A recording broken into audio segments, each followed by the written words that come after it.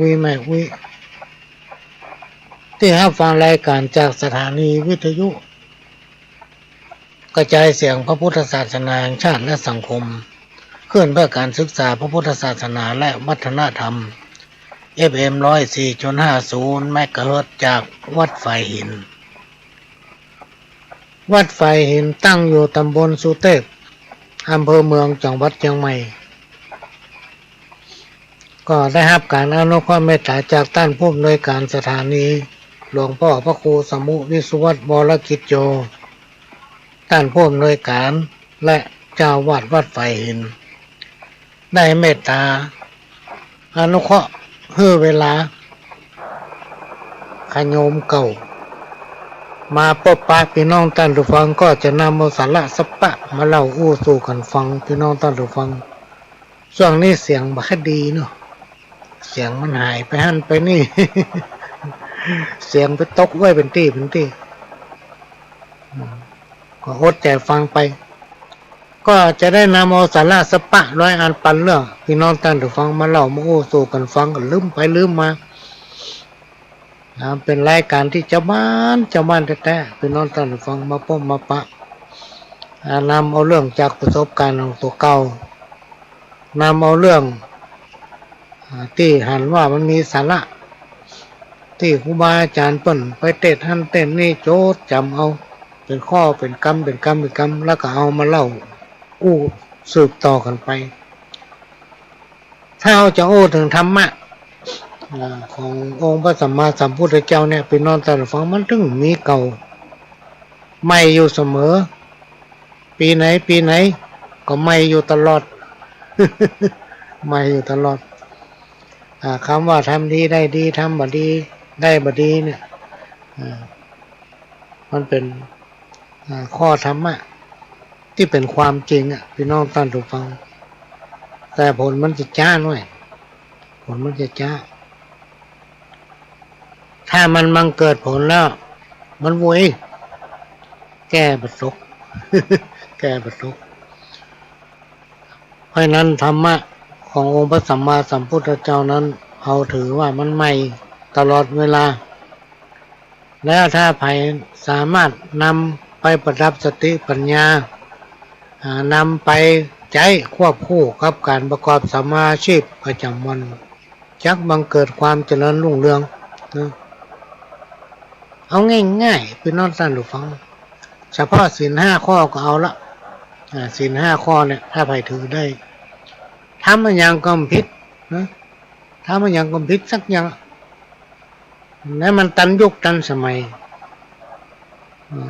กฎเกณฑ์ก็ครอบจักรวาลนั่นแหละพี่น้องท่านผู้ฟังในศีล5ข้อนะ2,000 กว่าปีมาแล้ว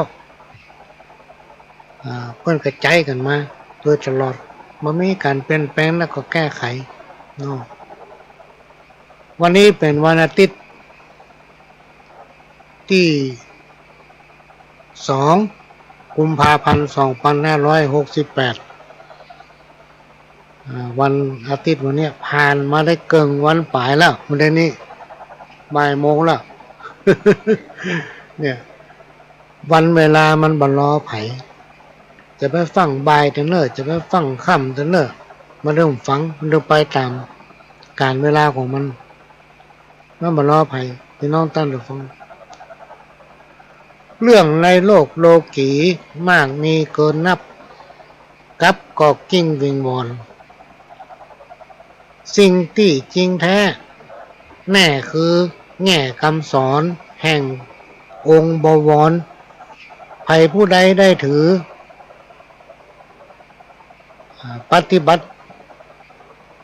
ก็คือผู้งดบัดสร้างทางสามสิ่งใดใครหูสอดอู้ผู้ถามบุญบาปกรรมมีแต่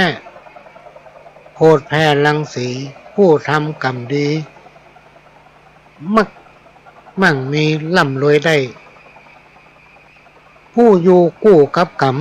มย่ำยีฮือห้อนฮือไม่เป็นโรคภัยสะปะและนายเหย อันนี้เป็นกรรมที่คนเฒ่าคนแก่เพิ่นกล่าวไว้ ทำกรรมนึงพี่น้องท่านผู้ฟังย่างเข้าปี2568คนว่าปู่ป้าลุงเอาอาพี่น้องจักกึดอันหยังเพื่อใจปัญญาแหลมแซมปัญญาเลี่ยมเป็นความเตรียมกล่าวไว้จักทำอย่างระวังแยงไซอย่ารับได้ทำเอาของเป็นโทษทุก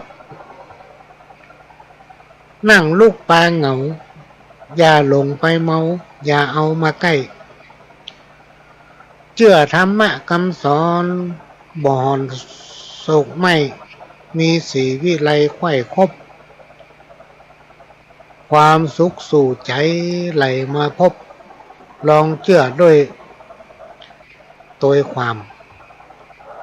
สิ่งในไข่งูการอู้ผู้ถามสิ่งในไข่งามควรหามาย่องบ่เสือทีหลายบ่ฮอนฮอดไรบ่ทุกโศกไม่เมาวินมันมุ่งมันนะบ่ละทำกินปลูกฝังบนดินทำมาหากินเลี้ยงไส้เนี่ยพี่น้องต่างฝั่งคนได้มันขยันนะมันถึงมีสตังค์ไปที่ไหนบักกันพี่น้องต่างฝั่งคนใดมันหามันเนี่ยการทำงานบักเกียดบักคานนะอะไรที่เราทำได้ทำเนาะคนมืออายทำกินโลกทุกอาชีพเหมือนที่เคยอู้พี่น้องต่างฝั่งมีคนหนึ่งไม่ใช่มีก็ในประเทศเท่านั้นประเทศต่างประเทศก็มีเวลาเปิ้นไปไหนเปิ้นจะพกกระสอบไปตัวเนาะแล้วกระสอบถ้าขับรถยนต์ก็จะกระสอบใส่น้ำใต้รถไปตัวอย่างทางบ้านเราเนี่ยเปิ้นถ้าเป็นคนสมัยตะก้อนเนี่ยจะจำได้เวลาเปิ้นไปขายงิ้วไปเสาะซื้องิ้วนะเสาะซื้อสำลีที่นอนสมัยนั้นมันไม่ค่อยเจริญเท่าใดหรอกแถวๆบ้านนอกเปิ้นจะเอาตะกร้าใหญ่ขนาดพี่น้องท่านฟังหาบไปบ้านนี้ไผขายงิ้วพ้องหาต้นงิ้วไหนมีเปิ้นไปฮะน่ะซอยเอางิ้วเพราะงิ้วมันเบาหาปิกบ้านมีคนหนึ่งเอาวิธีเนี้ยหาบตะกร้าแกนใหญ่ๆเตี้ยวไปป้าอยากเก็บจำตะกร้าป้าอยากเก็บจำตะกร้าเอาจนเลยเต็มตะกร้าแล้วปิกมาบ้านแล้วก็พักผ่อนหายเนินแล้วเปิ้นก็เอามาใส่กระดาษไว้พอกระดาษขวดยางพลาสติกเอาไว้พอพลาสติกอันใดพออันนั้นเก็บไว้เป็นอย่างวันพวกพวกก็ไปท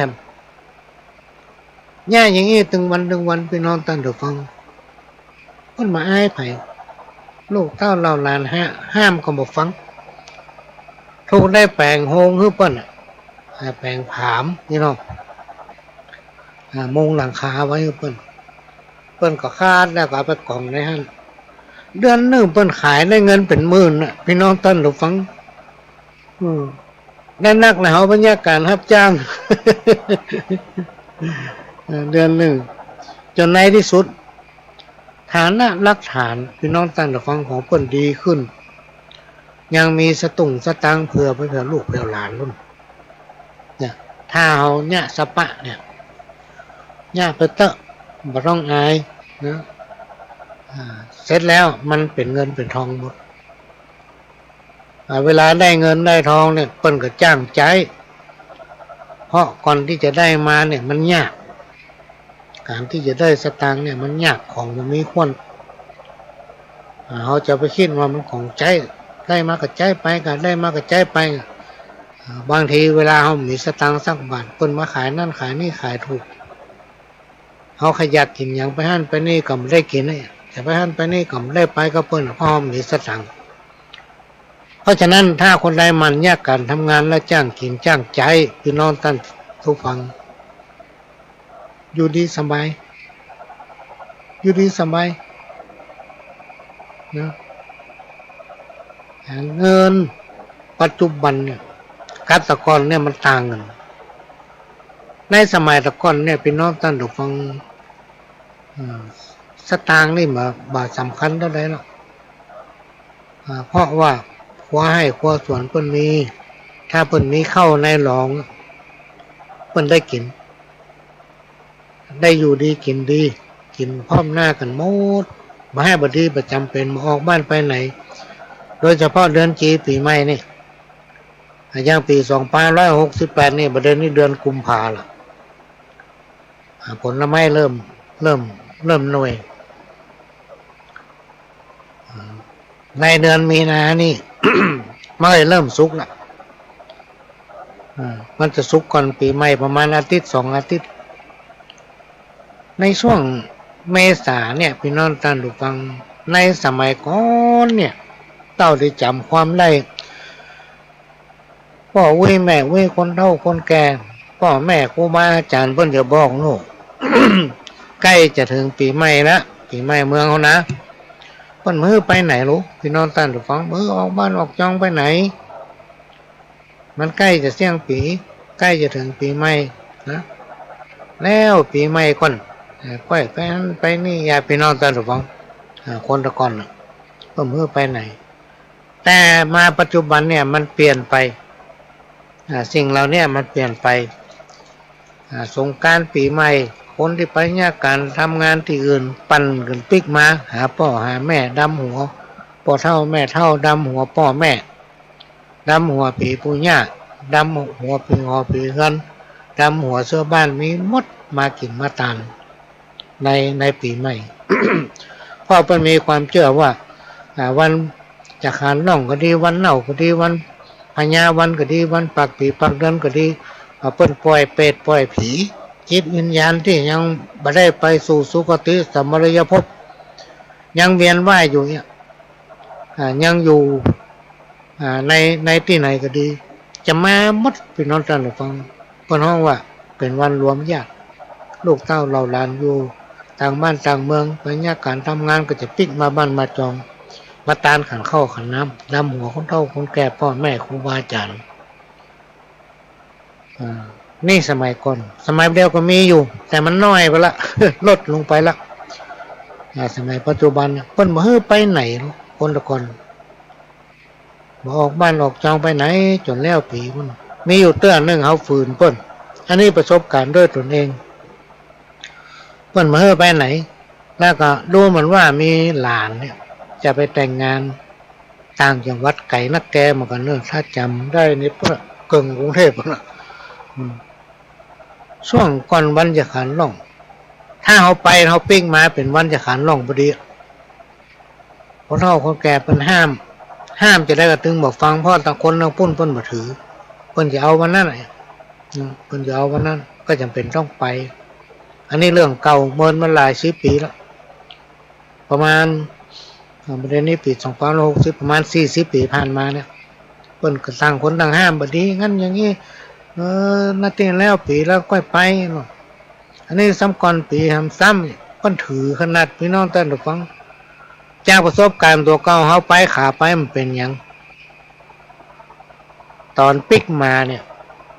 รถคันนั้นบ่เคยเป็นหยังสักเตื้อคนขับมันฮู้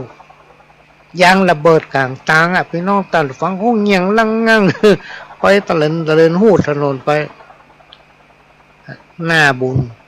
ที่มันมาพลิกความทำพลิกความในคงมีการตายกันหลายอันนี้ก็มาเล่าให้ฟังว่าสมัยก่อนเนี่ยเพิ่นมีความเชื่อเกี่ยวกับเรื่องอย่างนี้ก่อนปีก่อนเดือนเนี่ยเพิ่นถึงไปไหน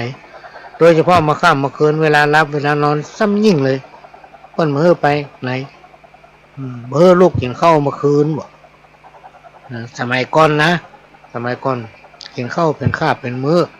แต่ถ้าเอากินไปเลยก็บ่ได้ เพิ่นว่ามันเป็นมีดน้อยเขียนต้นตาล เขียนมันน้อยก็เดี๋ยวมันก้นถ้าเฮากินไปเลยก็อย่างเดียวกันเพิ่นว่าข้ามเข้าข้ามของ คนก่อนเพิ่นมีความเชื่อแต่มายุคปัจจุบันเนี่ยพี่น้องท่านผู้ฟังถ้าสงกรานต์นี่เทศกาลสงกรานต์ปีใหม่เมืองเขาเนี่ยทางหน่วยงานราชการก็ดีทาง รัฐวิสาหกิจตั้งอย่างต่างๆเนี่ยเพิ่นก็จะเอาใจพนักงานเนาะโอ้ปีใหม่ละหยุดให้เขาอยู่บ้านอยู่จองหาพร้อมหน้าพร้อมตาพ่อแม่พี่น้องเพื่อนำหัวคนเฒ่าคนแก่ปู่ลุง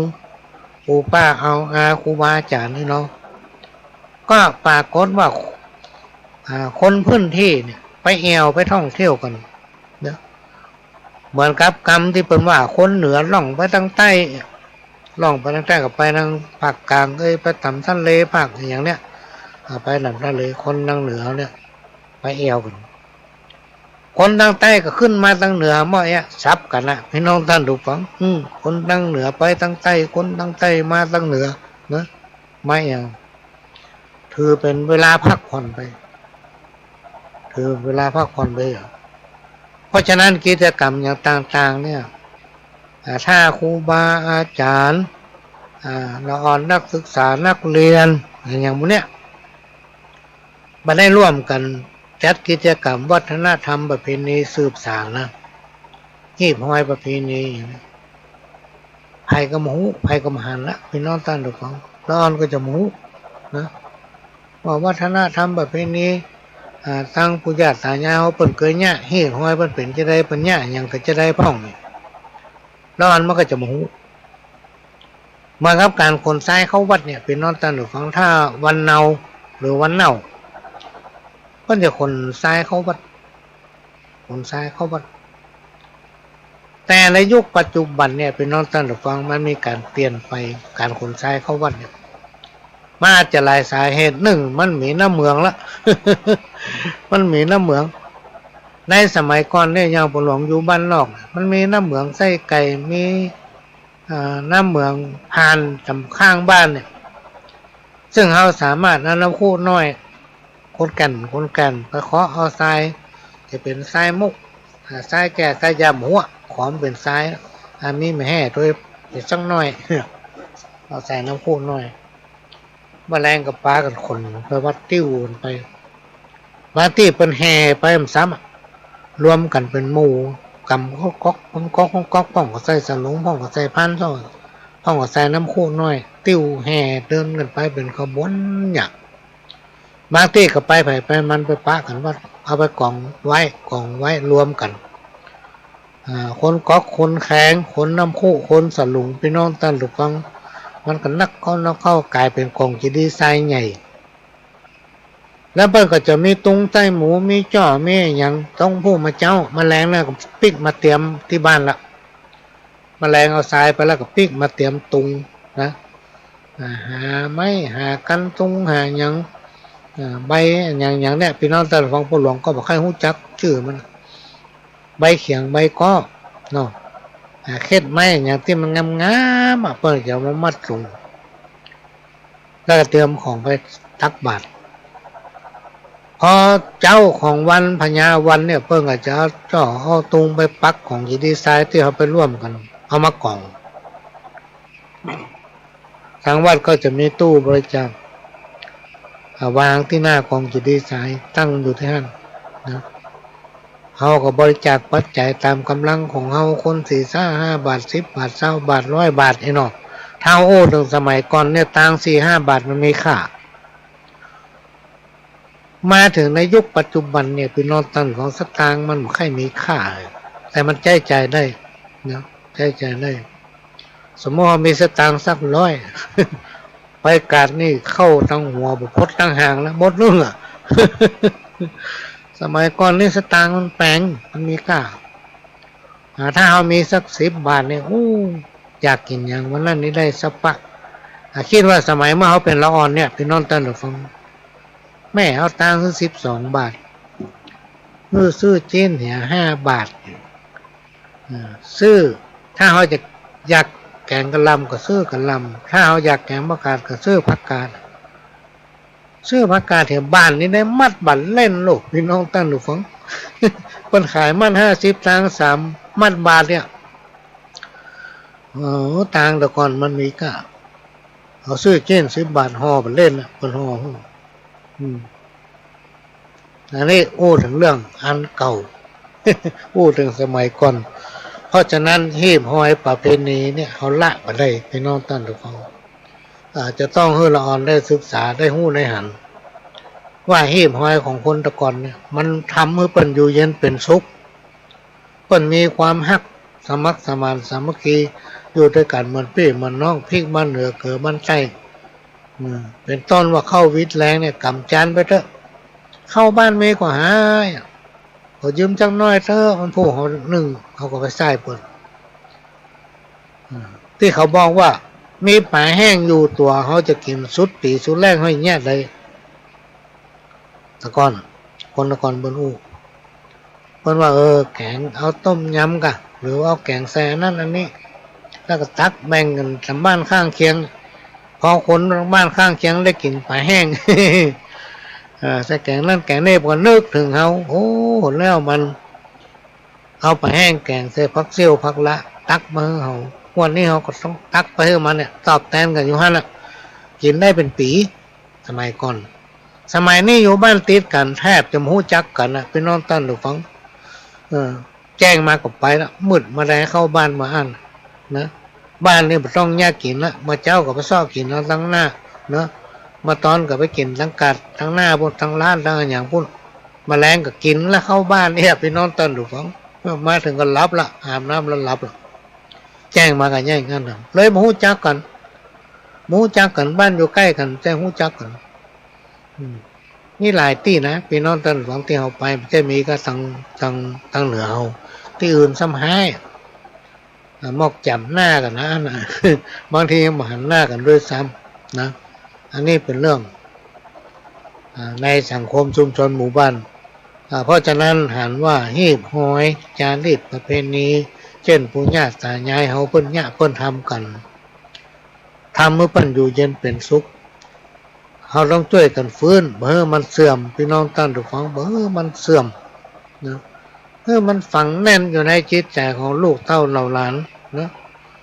ประเพณีอันใดที่มันเนี่ยแล้วมันดีทำไปมันบ่เสียหายคนผู้ใดก่อกรรมกระทำชั่วหยาบบาปหนานักบ่ฮู้จักทำดีเพื่อชีวิตสร้างแต่บาปเวรกรรมหันภัยผู้ใดทำดีก็พอเป็นเรื่องพิษอุปมาเหมือนคนตาบอด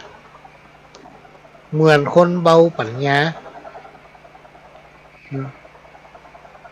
คนอู้เรื่องอย่างมันหู้หมดอู้เรื่องศีลเรื่องธรรมมันก็ซ้ำหู้อู้ไปทั้งหน้าติ๊กอันใดดีอันใดบ่ดีมันก็หู้หมดแต่มันมานำปฏิบัติมาสอนตัวเก่าแน่ก็จะพอคนอื่นเนี่ยคนแบบเนี้ยพี่น้องท่านผู้ฟังคนว่ามันเป็นเหมือนคนตาบอดเป็นคนเหมือนเบาปัญญานะเพราะมันมาสอนตัวเก่ามาสอนตัวเก่านี่จิตใจแคบมันมีความเอื้อเฟื้อเผื่อแผ่นี่ก็จะว่าเปิ้นติเปิ้นเนี่ยล่ำพอตัวเก่าบ่สำนึกโบราณอาจารย์เพิ่นว่าโอ้ถ้ามันมาหันล่องมาถึงบัลลังก์น้ำตาถ้ามันหันล่องมาใดใกล้จะตายมันที่สำนึกคนประเภทนี้อันศีลธรรมนำคนฮือโกนผิดหูจักธรรมหูจักสำนึกอันศัตรูหมู่คนพาลมักจะคอยทำกรอกกิ้งดังลิงหลอกมักจะอู้ย้อนยอกกลับไปกลับมาบ่จริงใจมันแน่นอนคืออู้มันแน่นอนปฏิบัติตนก็มันแน่นอนหน้าเบื่อหน่ายนี่เป็นกรรมที่เป็นว่าไว้พี่น้องท่านผู้ฟังอันเนี้ยคนไร้ความคิดชอบคิดในสิ่งตรงกันข้ามนะคนที่มันไร้ความคิดคนที่ปัญญาเบาปัญญาเนี่ยคนที่พื้นฐานจิตใจต่ำมักจะคิดตรงกันข้ามชอบทำอย่างที่มันมีความซับซ้อนชอบกดเคี้ยวยุฮือคนเบียดเบียนกันนะ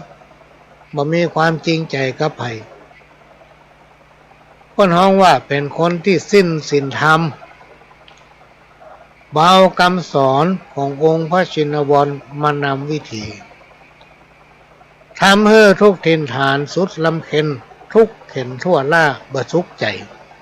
เนี่ยพี่น้องท่านผู้ฟังในโอกาสที่เราเกิดมาเป็นคนนะเราเกิดมาเป็นคนก็เปิ้นถึงเตื้ออายุบ่ถึงร้อยสักคนอะบ่เหมือนตายเหมือนกันหมดเฮายังมาแสวงหาความสุขนะเข้ามาใส่ตัวเก่าอยู่ที่ไหนยิ้มแย้มแจ่มใสไปที่ไหนโล่งอกโล่งใจม่วนอกม่วนใจเอาอย่างนี้บ่ดีบ่มันจะดีกว่าเฮาไปที่ไหนพอหน้ากรรมติดนะไปที่ไหนก็เป็นหน้าจดไว้ตกอยู่5 วันค่ำมีคนหลายคนนะพี่น้องท่านฟังเปิ้นบอกว่าถ้าคนไหนฮู้ว่าเนี่ยมันทำเฮาตุกจะไปใกล้มันนี่มันก็ไกลว่าถ้าไปว่าอย่างไผทำจิตใจตัวเก่าสบายสบายเพราะมันอยู่ได้ไปถึง100 ปีทุกคนตายหมดบ่เหลือใครสักคนนะเกิดเป็นคนต้องทนทนต่อการทำมาหากินทนต่อเหตุการณ์ที่มันเกิดขึ้นกับเราในชีวิตประจำวันคติสอนใจการรู้จักระบายช่วยให้สบายใจช่วยให้เบาอกเบาใจเพราะได้อู้ปัญหาที่คับแคบใจมาเมินช่วยให้อารมณ์ดีขึ้นรถเรือเครื่องโยนเครื่องบินทุกอย่างพี่น้องท่านผู้ฟังก็ต้องมีต่อไอเสียมันจะมีต่อไอเสียนะมันจะได้ถึงมีต่อไอเสียเพราะมันเป็นที่ระบายน้ำก็ต้องมีต่อระบายโรงงานก็ต้องมีปล่องลมเพราะฉะนั้นบดีเก็บอารมณ์บูดไว้คนเดียวครูบาอาจารย์กล่าวไว้ว่าจะกลายเป็นคนเน่าในว่ะ เน่าในดีบดีมันจะระเบิดเนาะโอ้มาจะได้เกินชั่วโมงแล้วรู้ไผ่หูลายมาว่าโอ้มาได้จัดไก่พระหลวงยังอู้ประจบแต่ฮะว่ามันประจบเปิดให้อู้พี่น้องตั้งดูฟังเปิดให้อู้มันเป็นรายการที่อู้เนาะอู้เลยในเวลา2 ชั่วโมงก็เป็นรายการที่พบปะพี่น้องตั้งดูฟังเป็นประจำทุกวันอาทิตย์บ่ายโมงถึงบ่าย3แล้วก็5 โมงถึง6 โมงแมลงแล้วก็ทุกวันพุธพี่น้องตั้งดูฟัง4 ทุ่มถึง5 ทุ่มเมื่อคืนดึกไปหน่อย4 ทุ่มถึง5 ทุ่มถ้าใครมารับก็ฟังถ้ารับก็แล้วไปนะถ้าใครจะฟังรายการม่วนๆจากวิทยุแต่ละเครื่องมันมีหลายสถานีลูกพี่น้องตั้งฟังก็ไล่ไปฟังอันม่วนๆติ่มม่วนมารับฟัง ต้องฟังอันนี้ก็พี่น้องก็มาเปิดรับฟังได้ FM 104.50 เมกะเฮิรตซ์วัดไฟหินวัดไฟหินตั้งอยู่ตำบลสุเทพหลังมช.เนอะพี่น้องท่านผู้ฟังถ้าว่างก็ไปไปเยี่ยมได้FM 104.50 เมกะเฮิรตซ์ดำเนินรายการโดยก้าวกับผมพระหลวงสว่างท่าดินจันทร์นะซึ่งได้รับอนุเคราะห์เมตตาจากท่านผู้อำนวยการสถานีได้แบ่งปันเวลาให้มานะก็จะนำเอาสปะ100 อันปันเรื่องมาเล่ามาอู้สู่กันฟังพี่น้องท่านผู้ฟังม่วนพ่องม่วนฟังก็อดใจฟังไป อดใจฟังไปกรรมโบราณแต่ก่อนเนี่ยเปิ้นว่าอย่าตุกเพราะกรรมอู้ของไผอันเนี้ยจำใส่ใจเถอะพี่น้องท่านฟังเพิ่นว่าอย่าเป็นตุกเพราะกรรมอู้ของไผอย่าท้อถอยเพราะกรรมนินทาเนาะเพิ่นว่านินทากาเลมันเทน้ำมันบ่ชอกช้ำเหมือนเอามีดเนี่ยไปกรีดหินมันจะว่าจะได้ก็จังมันก็ต้องไปสนใจมันถ้ามันมีความสุขถ้ามันได้ว่าไผ่แล้วมันกินได้นอนรับกับปล่อยว่าไปเขาได้บุญเขาต้องไปสนใจสักอย่างกระเดียวกรรมที่มันว่านะปิกย้อนเข้าหาเขาหมดพี่น้องตาหรือฟัง ครูบาอาจารย์บอกว่าบดีแจ้งไผ่เนอะบดีแจ้งไผ่นะ แจ้งเปิ้นมันจะเข้ามาหาตัวเฮาเนาะแจ้งเปิ้นจะเข้าหาตัวเฮาอันนี้ก็เป็นเรื่องที่นำมาฝากสักคำเดียวเนี่ยพี่น้องท่านผู้ฟังจะเปิดสอเพื่อพี่น้องท่านผู้ฟังได้ฟังสอประวัติของหลวงพ่อครูบาเจ้าอภัยสารทะอันนี้ไผ่ทรงหูปหน่วยกฐินจะใคร3 หัวอันนี้ใบโอมใบอย่างใบว่านเข้าใหม่ครับต้อกระจกภาพซ้อนโลกตาต้มเลยลูกอ๋อนี่เป็นยาต้มอ๋อคนส่งหูปยาต้มมาฮึมีใบเตยเนาะจะใคร3 หัวครับฟักกฐินหน่วยกฐินนะพี่น้องทุกท่านหน่วยกฐิน3 อย่างเลยเอาต้มแก้ต้องเอากระจกตายเนาะ สู้ยาผีบอกมาได้พี่น้องท่านทุกท่านแต่ก่อนนี่ประหลวงมีสปะนะตึงน้ำตาลตึงความดันแต่ยากใดดีไปหาหมอก็กำหนดอย่างนั้นกำหนดอย่างนี้ต้องอย่างนั้นต้องอย่างนี้แล้วนี่เขาจำบัดชอบที่ปนแนะมาเราบัดชอบมีอยู่เตือนหนึ่งไปอยู่โรงพยาบาลนอนเป็นไข้เปิ่นเลี้ยงข้าวต้มเนาะข้าวต้มที่เป็นน้ำน้อยๆนะแล้วก็มีอาหารหลายอย่างมันบั่นลำพี่น้องตั้งทุกคนเขามานึกถึงสมัยก่อนเขาเป็นละอ่อนเท่ากินข้าวนักกินข้าวล้ำหรือคนเท่าเพิ่นอวดแค่หัวค่าโอ้มันมักเขากินติ๊กลูกกินติ๊กเนี่ยกินข้าวกำไงบาแข็งแห้งตั้งเนี่ยโอ้บกน้าได้ไปปั้น สมัยนี้กินข้าวเหนียวมันได้พี่น้องท่านทุกคนกินข้าวนึ่งเนาะคนว่าอันอย่างน้ำตาลขึ้นว่ะอันอย่างว่าภาษาหมอมันสูงลูกเพิ่นกินข้าวหูไปอยู่ห้องยาหมอเอาข้าวต้มมาให้กินทั้งวันว่าโอ๊ตมาได้ลักซื้อข้าวนึ่งมากินหมอมาปะใส่ถือว่าหมอไม่เห็นนะว่ะ ตั้งมาแล้วเลยบอกให้ไปองค์ดาอันนี้ก็มาโอ้ฟังบ่ได้เนอะพี่น้องท่านฟังอย่ายึดติดหรือคบหากับคนที่ไร้ความคิดอย่ายึดติดหรือคบหากับคนที่ไร้ความคิดคนที่ไร้ความคิดเนี่ยพี่น้องท่านผู้ฟังมันคิดกล้าจะเอาเปรียบเปิ้นคนอื่นนะคิดกล้าจะเอาเปรียบเปิ้นนะคำหนึ่งเปิ้นบอกว่าอย่าเข้าใกล้กับคนที่แรงน้ำใจอย่าเอาคนที่บ่มีสัจจะวาจาอู้ในมีหั่นมาเป็นเพื่อนนะมันจะทำให้ปวดหัวเพราะคนประเภทที่ว่าเนี่ยพี่น้องท่านผู้ฟังมันมีน้ำใจมันเป็นคนที่หันแก่ตัวนะอย่าไปคบเลขหนีเว้นมันไก่โอ้มาถึงตอนนี้ก็จะพักจะจวนพี่น้องท่านผู้ฟังทั้งหลายฟังสอเนาะเอาประวัติของหลวงพ่อครูบาพระอภัยสารทะองค์ปฐมสังฆราชสงฆ์องค์แรกของล้านนาเมืองเหนือเขาเนี่ยพี่น้องท่านผู้ฟังวัดไฟหินเนาะเตือนพี่น้องท่านผู้ฟังได้ฟังมันจะใช้เวลาฟังนี่ประมาณเป็น20 นาทีพุ่นเนอะประมาณนั้นก็เชิญรับฟังครับ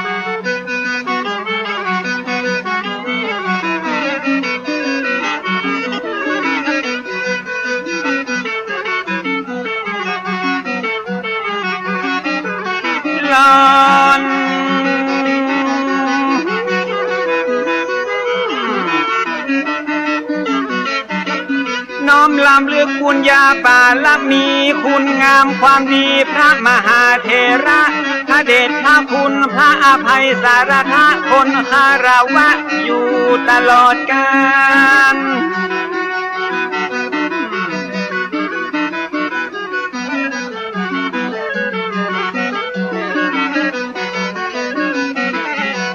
เจ้าเฮ้ยกับครูบาตนผู้ยิ่งใหญ่และอยู่ในใจของเราสังฆะครูบาโสภาพระอภัยสารทะน้อมการวะคุณงามความดีถึงแม้ท่านจะมรณภาพไปเมินขนาด179 ปีเป็นดวงดาวที่แผ่วพราวสีงดงามบ่มีวันล่นจากฟ้า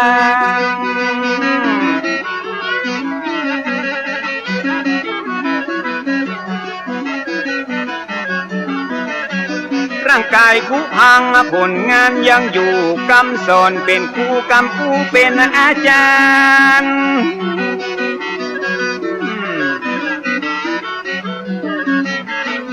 ไปนะชีวิตคนเฮามนุษย์บ่ได้สิ้นสุดก็เพียงแค่ความตายเพราะว่าความดีมันบ่สูญสลายไปกับร่างกายยิ่งใจเฮานั้นยิ่งเมินก็ยิ่งทวีคุณงามความดียืนยงคงมันเหมือนท่านครูบาผู้อดทนอดกลั้นต่อสู้ฝ่าฟันท่านมาได้ต่อสู้เพื่อเราสังฆะเสียสละเพื่อพระศาสนาปัดเป่าปกป้องเมื่อมีภัยมาประมุขสังฆาล้านนาก่อนกีขอน้อมสะดุดีสิทธมุนีผู้มีบทบาทนี่และน้อสาธุน้อม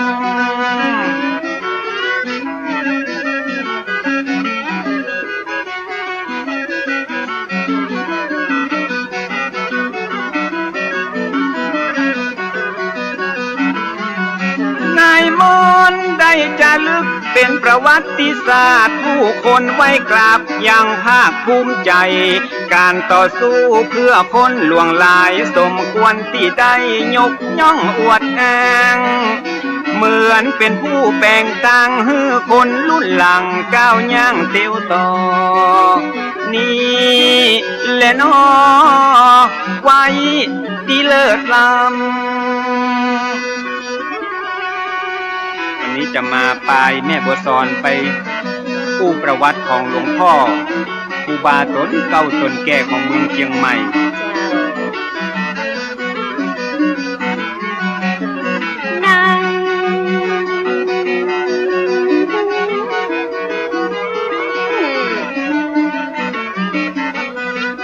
ประวัติศาสตร์ล้านนาจะลึกอ่านแล้วหูสึกและภูมิใจอย่างยิ่งต้นไม้จะห้อมว่ามีการมีกิ่งญาติเชื่อกะที่มายอมวิ่งหนีซื้อ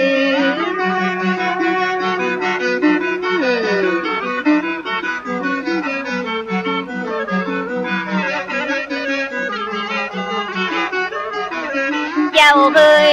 การทำดีและพวกคนส่วนมากและมันยากแสนยากเหลืออะอย่างทุกสิ่งเพราะว่าต้นไม้และมันมีหลายกิ่งมนุษย์ใจยิ่งมีหลายชาติพันธุ์ต่างพ่อต่างแม่ทุกสารทิศฉะนั้นความคิดมันจึงต่างกันนะปุถุชนธรรมดาสามัญปัจจัยพระอรหันต์มันจึงเป็นแบบนี้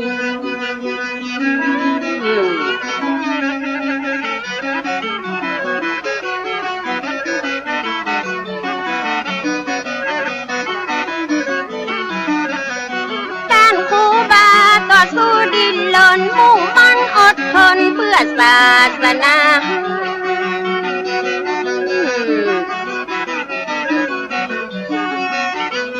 อย่างมาอีนานาจิตตังละนานาทัศนะของกายกับพระใจบรรละตัณหามีโลกกดหลงอยู่ตลอดเวลาโยมจะนำพาเราไปสู่ความขัดแย้งบอกว่าไปนอก บอกว่าไปไหนหาเรื่องใส่ไฟคอยจะกันเก่งเปิ้นว่ามาแล้วมันหันตรงเฮงปล่อยมันเห่าสุดวันสุดคืนเหมือนพาพุทธขาดเป็นก้อมละคูบาละกะพร้อมเอามาโตปิดเพนคืนตุเจ้าสั่งทานละถ้าบ่มีจุดยืนละสถาแตกตื่นแยกกันกาบไฟตัดบัวยังเหลือเยื่อใยทิศต่างไปเตะใหญ่ใจเตะนี่เลยน้องยายเลยน้อง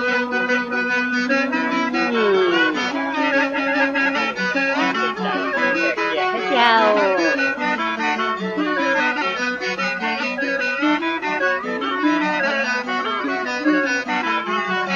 นายมนต์ครูบามีจุดยืนและว่าสิทธาคตย่อมบักโคดและบอกว่าคือไผ่มันขึ้นอยู่กับความเชื่อและจิตใจไผ่จะเลื่อมใสฝ่ายใดก็ได้ขอได้เป็นคนไทยมีรัตนะไตนั้นเป็นตีปึงนี่เลยน้อไว้เลยน้อ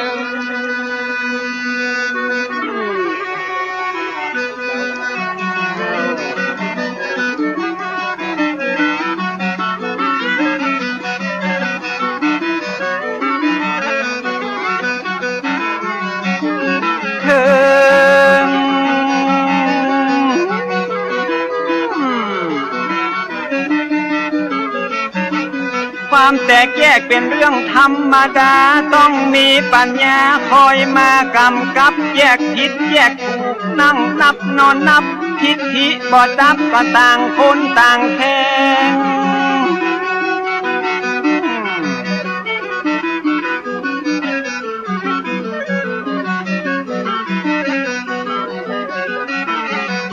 แจ่มแจ้งความขัดแย้งเกิดได้ทุกเวลาต้องมีปัญญาเป็นตัวกำกับต่างฝ่ายต่างถอยตั้งนึกนอนนับต้องยอมรับพร้อมฮืออาภัยครูบาได้ทำไว้เป็นแบบอย่างครูบาได้สร้างเพื่อพระสงฆ์ทั้งหลายได้ชี้แจงคือคนเข้าใจได้อธิบายคือคนได้หูครูบาหลวงปู่ได้ชี้แจงเนาะ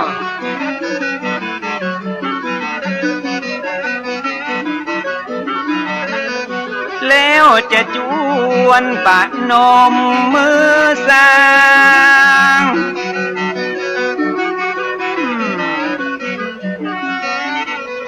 ครูบาโสภาผู้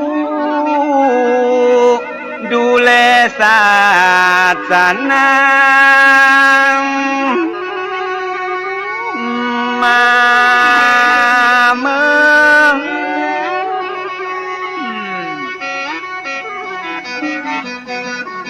สิบนิ้วจะก่อนยกมือย่อก่อนที่จะซอกขอนมัสการขออนุญาตจากดวงวิญญาณก่อนจะเอาผลงานและประวัติมา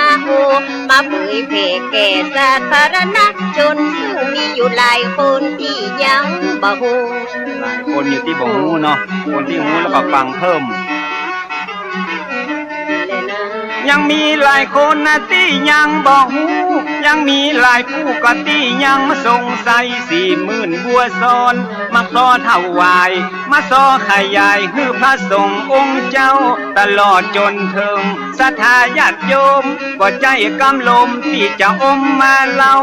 เป็นเรื่องจริงตั้งแต่ปลายฮอดเก้ามาฮือหมู่เฮาได้อย่าฟังเป็นจะได้บอกเนาะอย่างน้อยก็ได้ปลุกจิตสำนึกคือได้ละลึกนึกถึงความหลังบ่ฮือไผเลือกหักยังคนเรื่องเก่าหลังคือคนตอบโต้เพื่อเอาไว้เป็นกรณีศึกษาถึงจะผ่านมาตั้งแต่ปีมาโวเมื่อขนาดเนาะไม่เรื่องเก่าละ7พระเจ้าหาผู้ที่จะเลือกเอามาผู้ละสาระเกณฑ์สาร เสียหาบใดละบ่มีไม่การมาบ่มีอ่านบ่ต้องเอามาอวดเปิ้นว่าเขาละมันสุกในไหละบ่ได้สุกในละตากาซาหวดหมกตุเจ้าไข่ซีดละหมกขยมไข่บวชตึงเอามาอวดอันนั้นบ่มีสาระนะแม่เนาะเจ้าแต่นี่มันเป็นเรื่องดีมีสาระเรื่องของตุ๊พระเปิ้นบรรละเหล่าโกประวัติของเปิ้นแล้วก็มีพี่น้องเอาเล่เอามาสอนละคือพี่น้องเจ้าบ้านปฐุมสังฆนายกะโสภาประวัติมีมาแต่เดิมอ่อนก่อนนั้น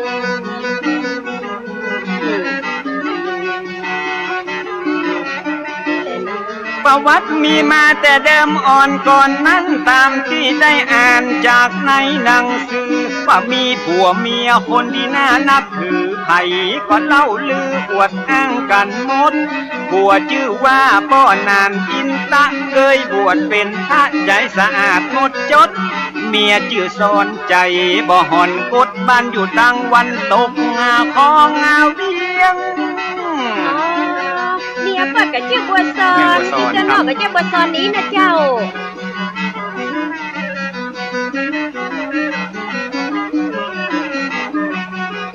สมัยนั้นยังเป็นดงป่าไม้ไม้สักต้นใหญ่ก็ต้นยางต้นเหียงอยู่แดงแทงแงะและต้นตะเคียงเก็ดเป้าสูงเปียงเอียงอิงต้นห้าขมอบพระเจ้าเงานิ้วกิ่วกลมปลายปัดเจยลมสูงกึ่งกลางฟ้ากินและนะวันนั้นมีเมียหนุ่มละประมาณอุ้มต้องละวันหนึ่งฟ้าห้องละมืดฟ้าบดฝนผู้ซักงวงไฟโอยตามป่าดงปิดไว้ไหวลงแล้วเข้าเล่งเข้าบ้านเป็นที่หน้าแปลกประหลาดหัวใจ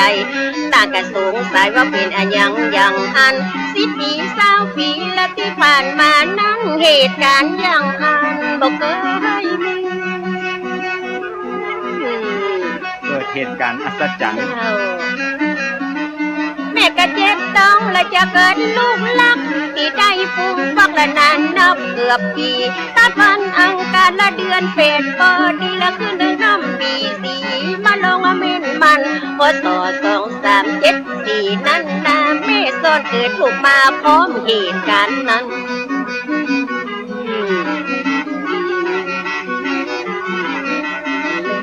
ใกล้แจ้งก่อนหันแสงสุริยะก็ป้อนานอินตั้งแม่สอนดีใจได้ลูกฮักที่เป็นพ่อใจตั้งชื่อว่าควายเป็นมังคัลละร่างกายแข็งแรงครบ32ผิวพรรณพดผ่องบ่มีไฟกากะเจริญไวบ่มีภัยโลภะช่วยงานสับปะยางอันละอ่อนผู้กรรมเนาะเต้นตีนเต้นมือบอกว่าถือว่าติ้วถึงตัวน้อยนิ้วกำแผ่วซิวแผ่วควานอาบน้ำโบลัวกวาดเงินเตือนจานห้องใจเนี่ยการมาคืนตันมาวันใดบ่ได้บังคับบ่ได้วอนขอบ่ต้องได้รอฮือพ่อแม่ห้องใจยิ้มและน้องก็เด็กใจไว้ละอยู่กับพ่อแม่คอยเฝ้าดูแลและสุขสันต์หันษามีวันหนึ่งละท่านเจ้าครูบา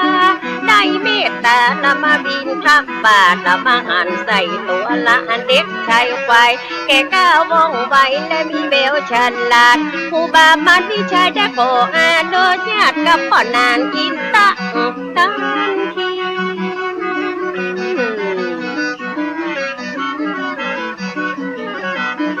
ไปเป็นละขยอมละห้ำเฮียนเขียนอ่านฝึกฝนสันดานกรมเก่าคัดสี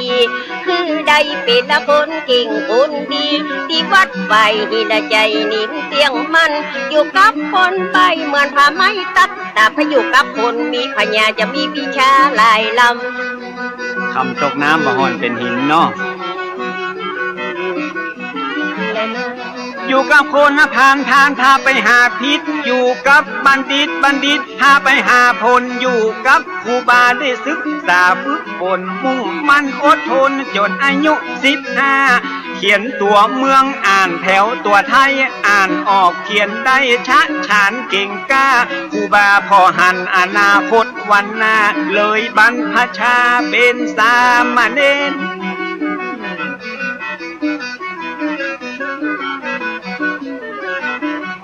สู่ร่มเงาผ้ากาสาวาพัดท่องมนต์ทำวัดเคร่งครัดตามเกณฑ์พยัญชนะ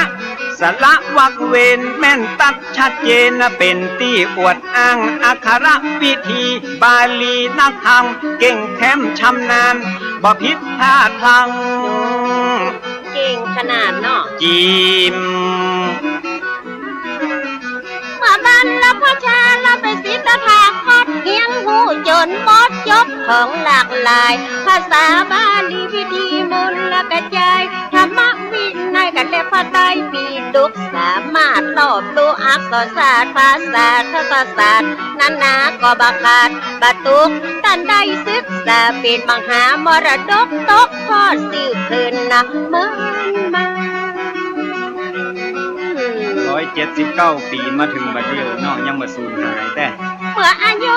22 ปีครบกำหนดก็ได้อุปสมบทตามความเมตตาของอาจารย์ท่านเจ้าครูบายิ่งเพิ่มศรัทธานักหนาปาปานพระมหาเถระสวามีนั่นนาเป็นพระอุปชาติวัดป่าเด็งแห่งนั้น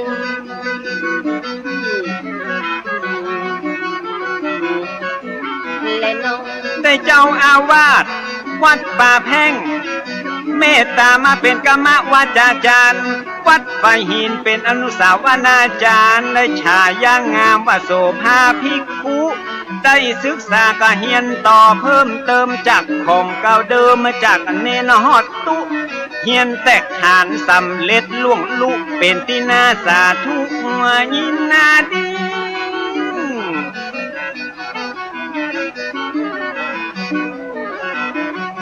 ได้ห้ำเฮียนต่อไปนั่นเล่าเป็นตูเจ้าได้ประมาณ1 ปีครูบามาลวิชัยก็ได้สิ้นชีวีได้รับหน้าที่แต่นครูบาเจ้าเป็นผู้สืบทอดเจตนาลมพ่อพระน้อยขยมเป็นผู้นำเป็นเก่าจีมและน้องตั้งแต่ปีพ.ศ.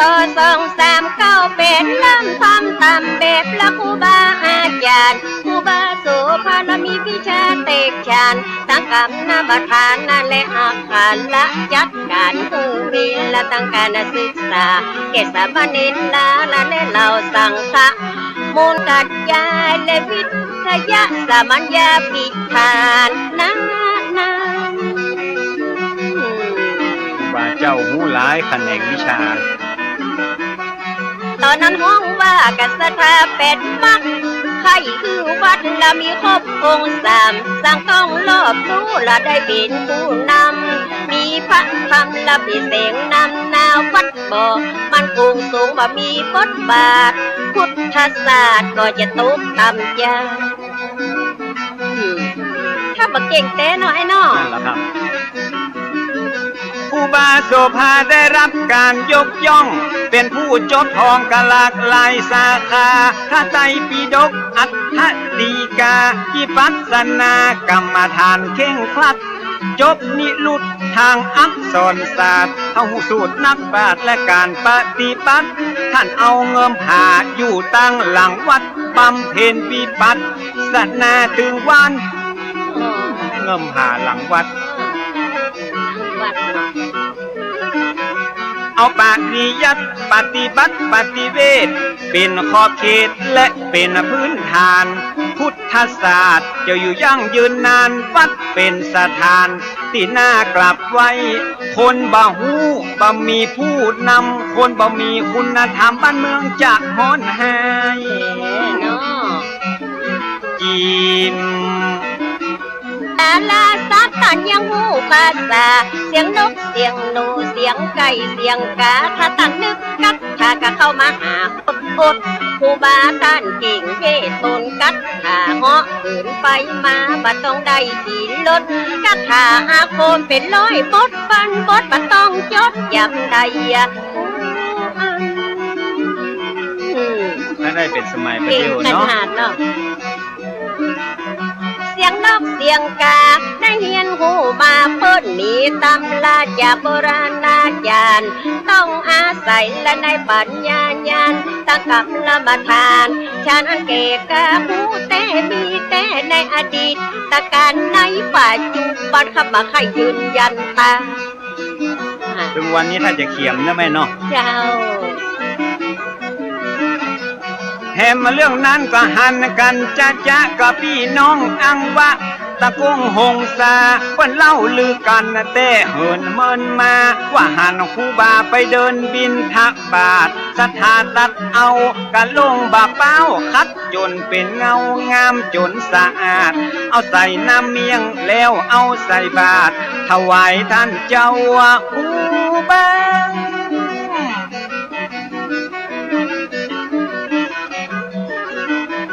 ห้องใครพิสูจน์เอากะลงเกิงนั้นแล้วก็เดินทางมาเสาะถามหามาปะกะลงบาเป้านั่นนาที่ต้านครูบาไฟหินดังอันเจ้าว่าครูบาเพราะเหินเดินอากาศไปบินทบาทที่อังวะอุ่นนั้น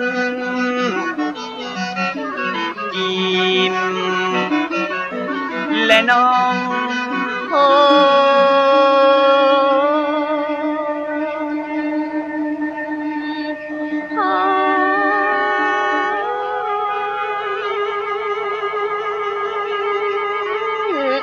ความดีที่ทำไว้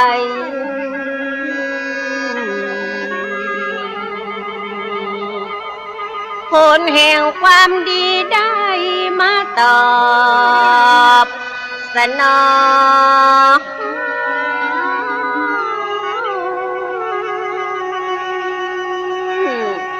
แต่ครูบาสุภาผู้สร้างความเหลืองหลอแก่ศาสนาบวรและศรัทธาเจ้าบ้านทางการใดน้องทว่า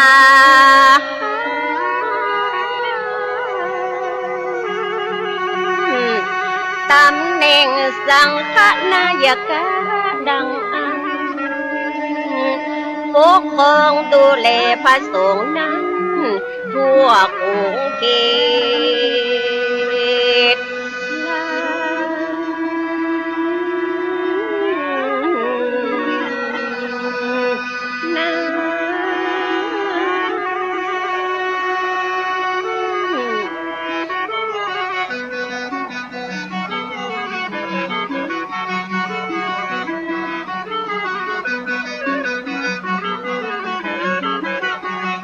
เก่งบริหารจัดการทุกด้านตั้งวัดตั้งบ้านไปนอกไปในความดีมีหลายไผ่ก็ชอบสู้และมีความรู้เก่งการปกครองตั้งการได้มองหันความเก่งอากามีประทานนำหน้าพระเจ้าวิชญาณนถวายตำแหน่งเบื้องบนสมานาศักดิ์เทระเป็นปฐมสังฆนายกาสุภา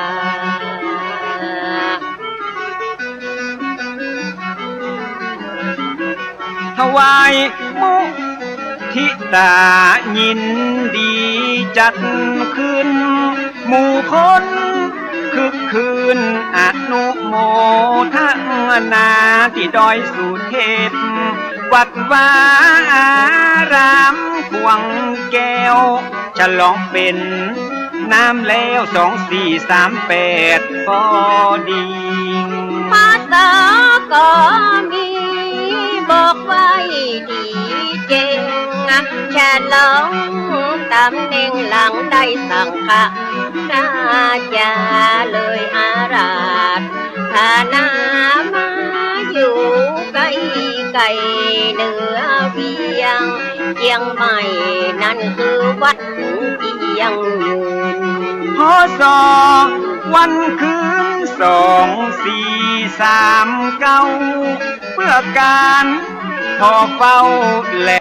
ขณะนี้พี่น้องท่านผู้ฟังก็กำลังรับฟังรายการสาระสปะจากทางสถานีวิทยุกระจายเสียงพระพุทธศาสนาชาติและสังคมขึ้นเพื่อการศึกษาพระพุทธศาสนาและวัฒนธรรม FM 104.50 เมกะเฮิรตซ์จากวัดไฟเห็นวัดไฟเห็นตั้งอยู่ตำบลสุเทพอำเภอเมืองจังหวัดเชียงใหม่หลังมช.เนอะพี่น้องท่านผู้ฟังไปทางกาดต้นขยอมขึ้นไปเลยป้ายวัดไฟเห็นจะมีอยู่ทางขวามือขึ้นจากตรงป้ายนั้นไปน้อยเดียววัดไฟเห็นอยู่บนดอยน้อยฮะ ท่านใดที่มีเจตนาที่จะบริจาคปัจจัยท่านก็สามารถโอนเข้าบัญชีได้ธนาคารกสิกรสาขาสุเทพเพื่อทนุบำรุงสถานีเป็นการน้ำค่าไฟเนอะพี่น้องท่านผู้ฟังหมายเลขบัญชีน่าจะเลข4712274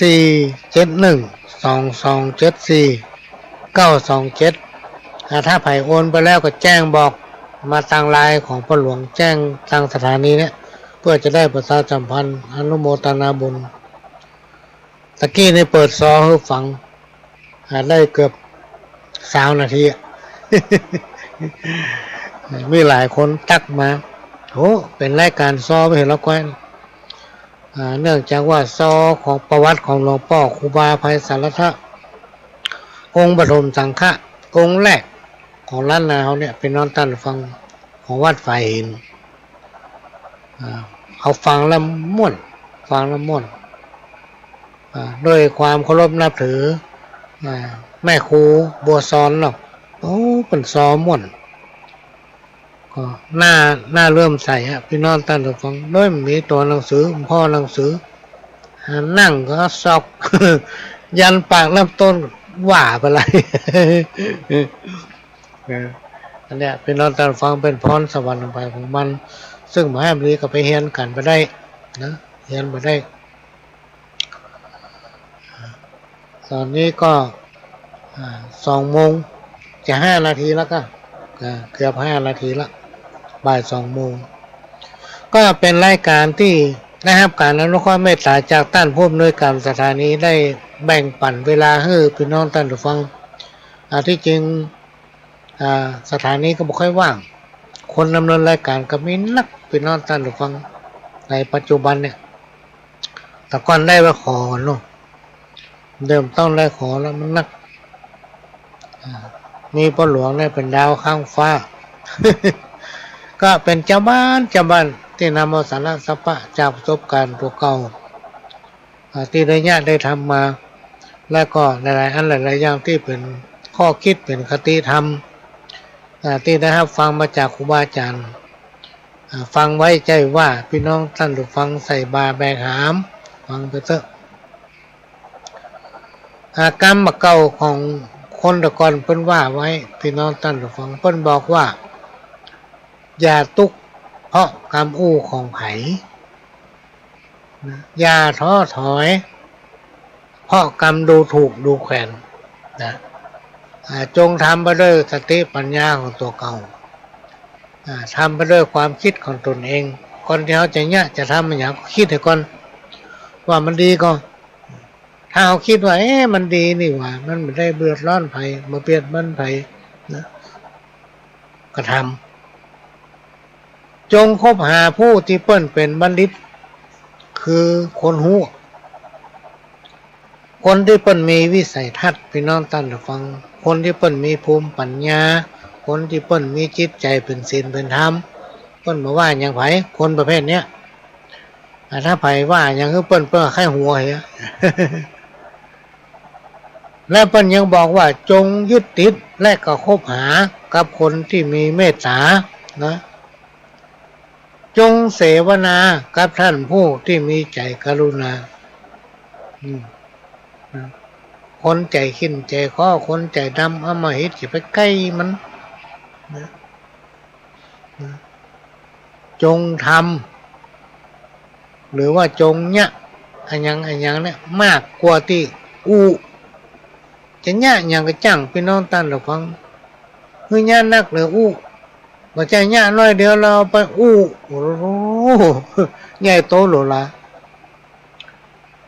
คำว่าหัวขนเนี่ยมันอาถรรพ์นะพี่น้องตั้นหรือฟังมันอาถรรพ์มันมีอาถรรพ์เนาะบางคนสวมใส่แล้วเป็นบ้าก็มีนะบ้าอำนาจ กูมีอำนาจกูอยู่ในตำแหน่งไปถึงเนี่ยอย่างกูมาได้กูใหญ่ละเปิ้นบ้านนี่อ่ะเปิ้นห้องว่ามันสวมหัวคนแล้วเป็นบ้าอย่างบ้าอำนาจกูเป็นคนที่ลวกเหลือเปิ้นละฉลาดเหลือเปิ้นละกูมีอำนาจ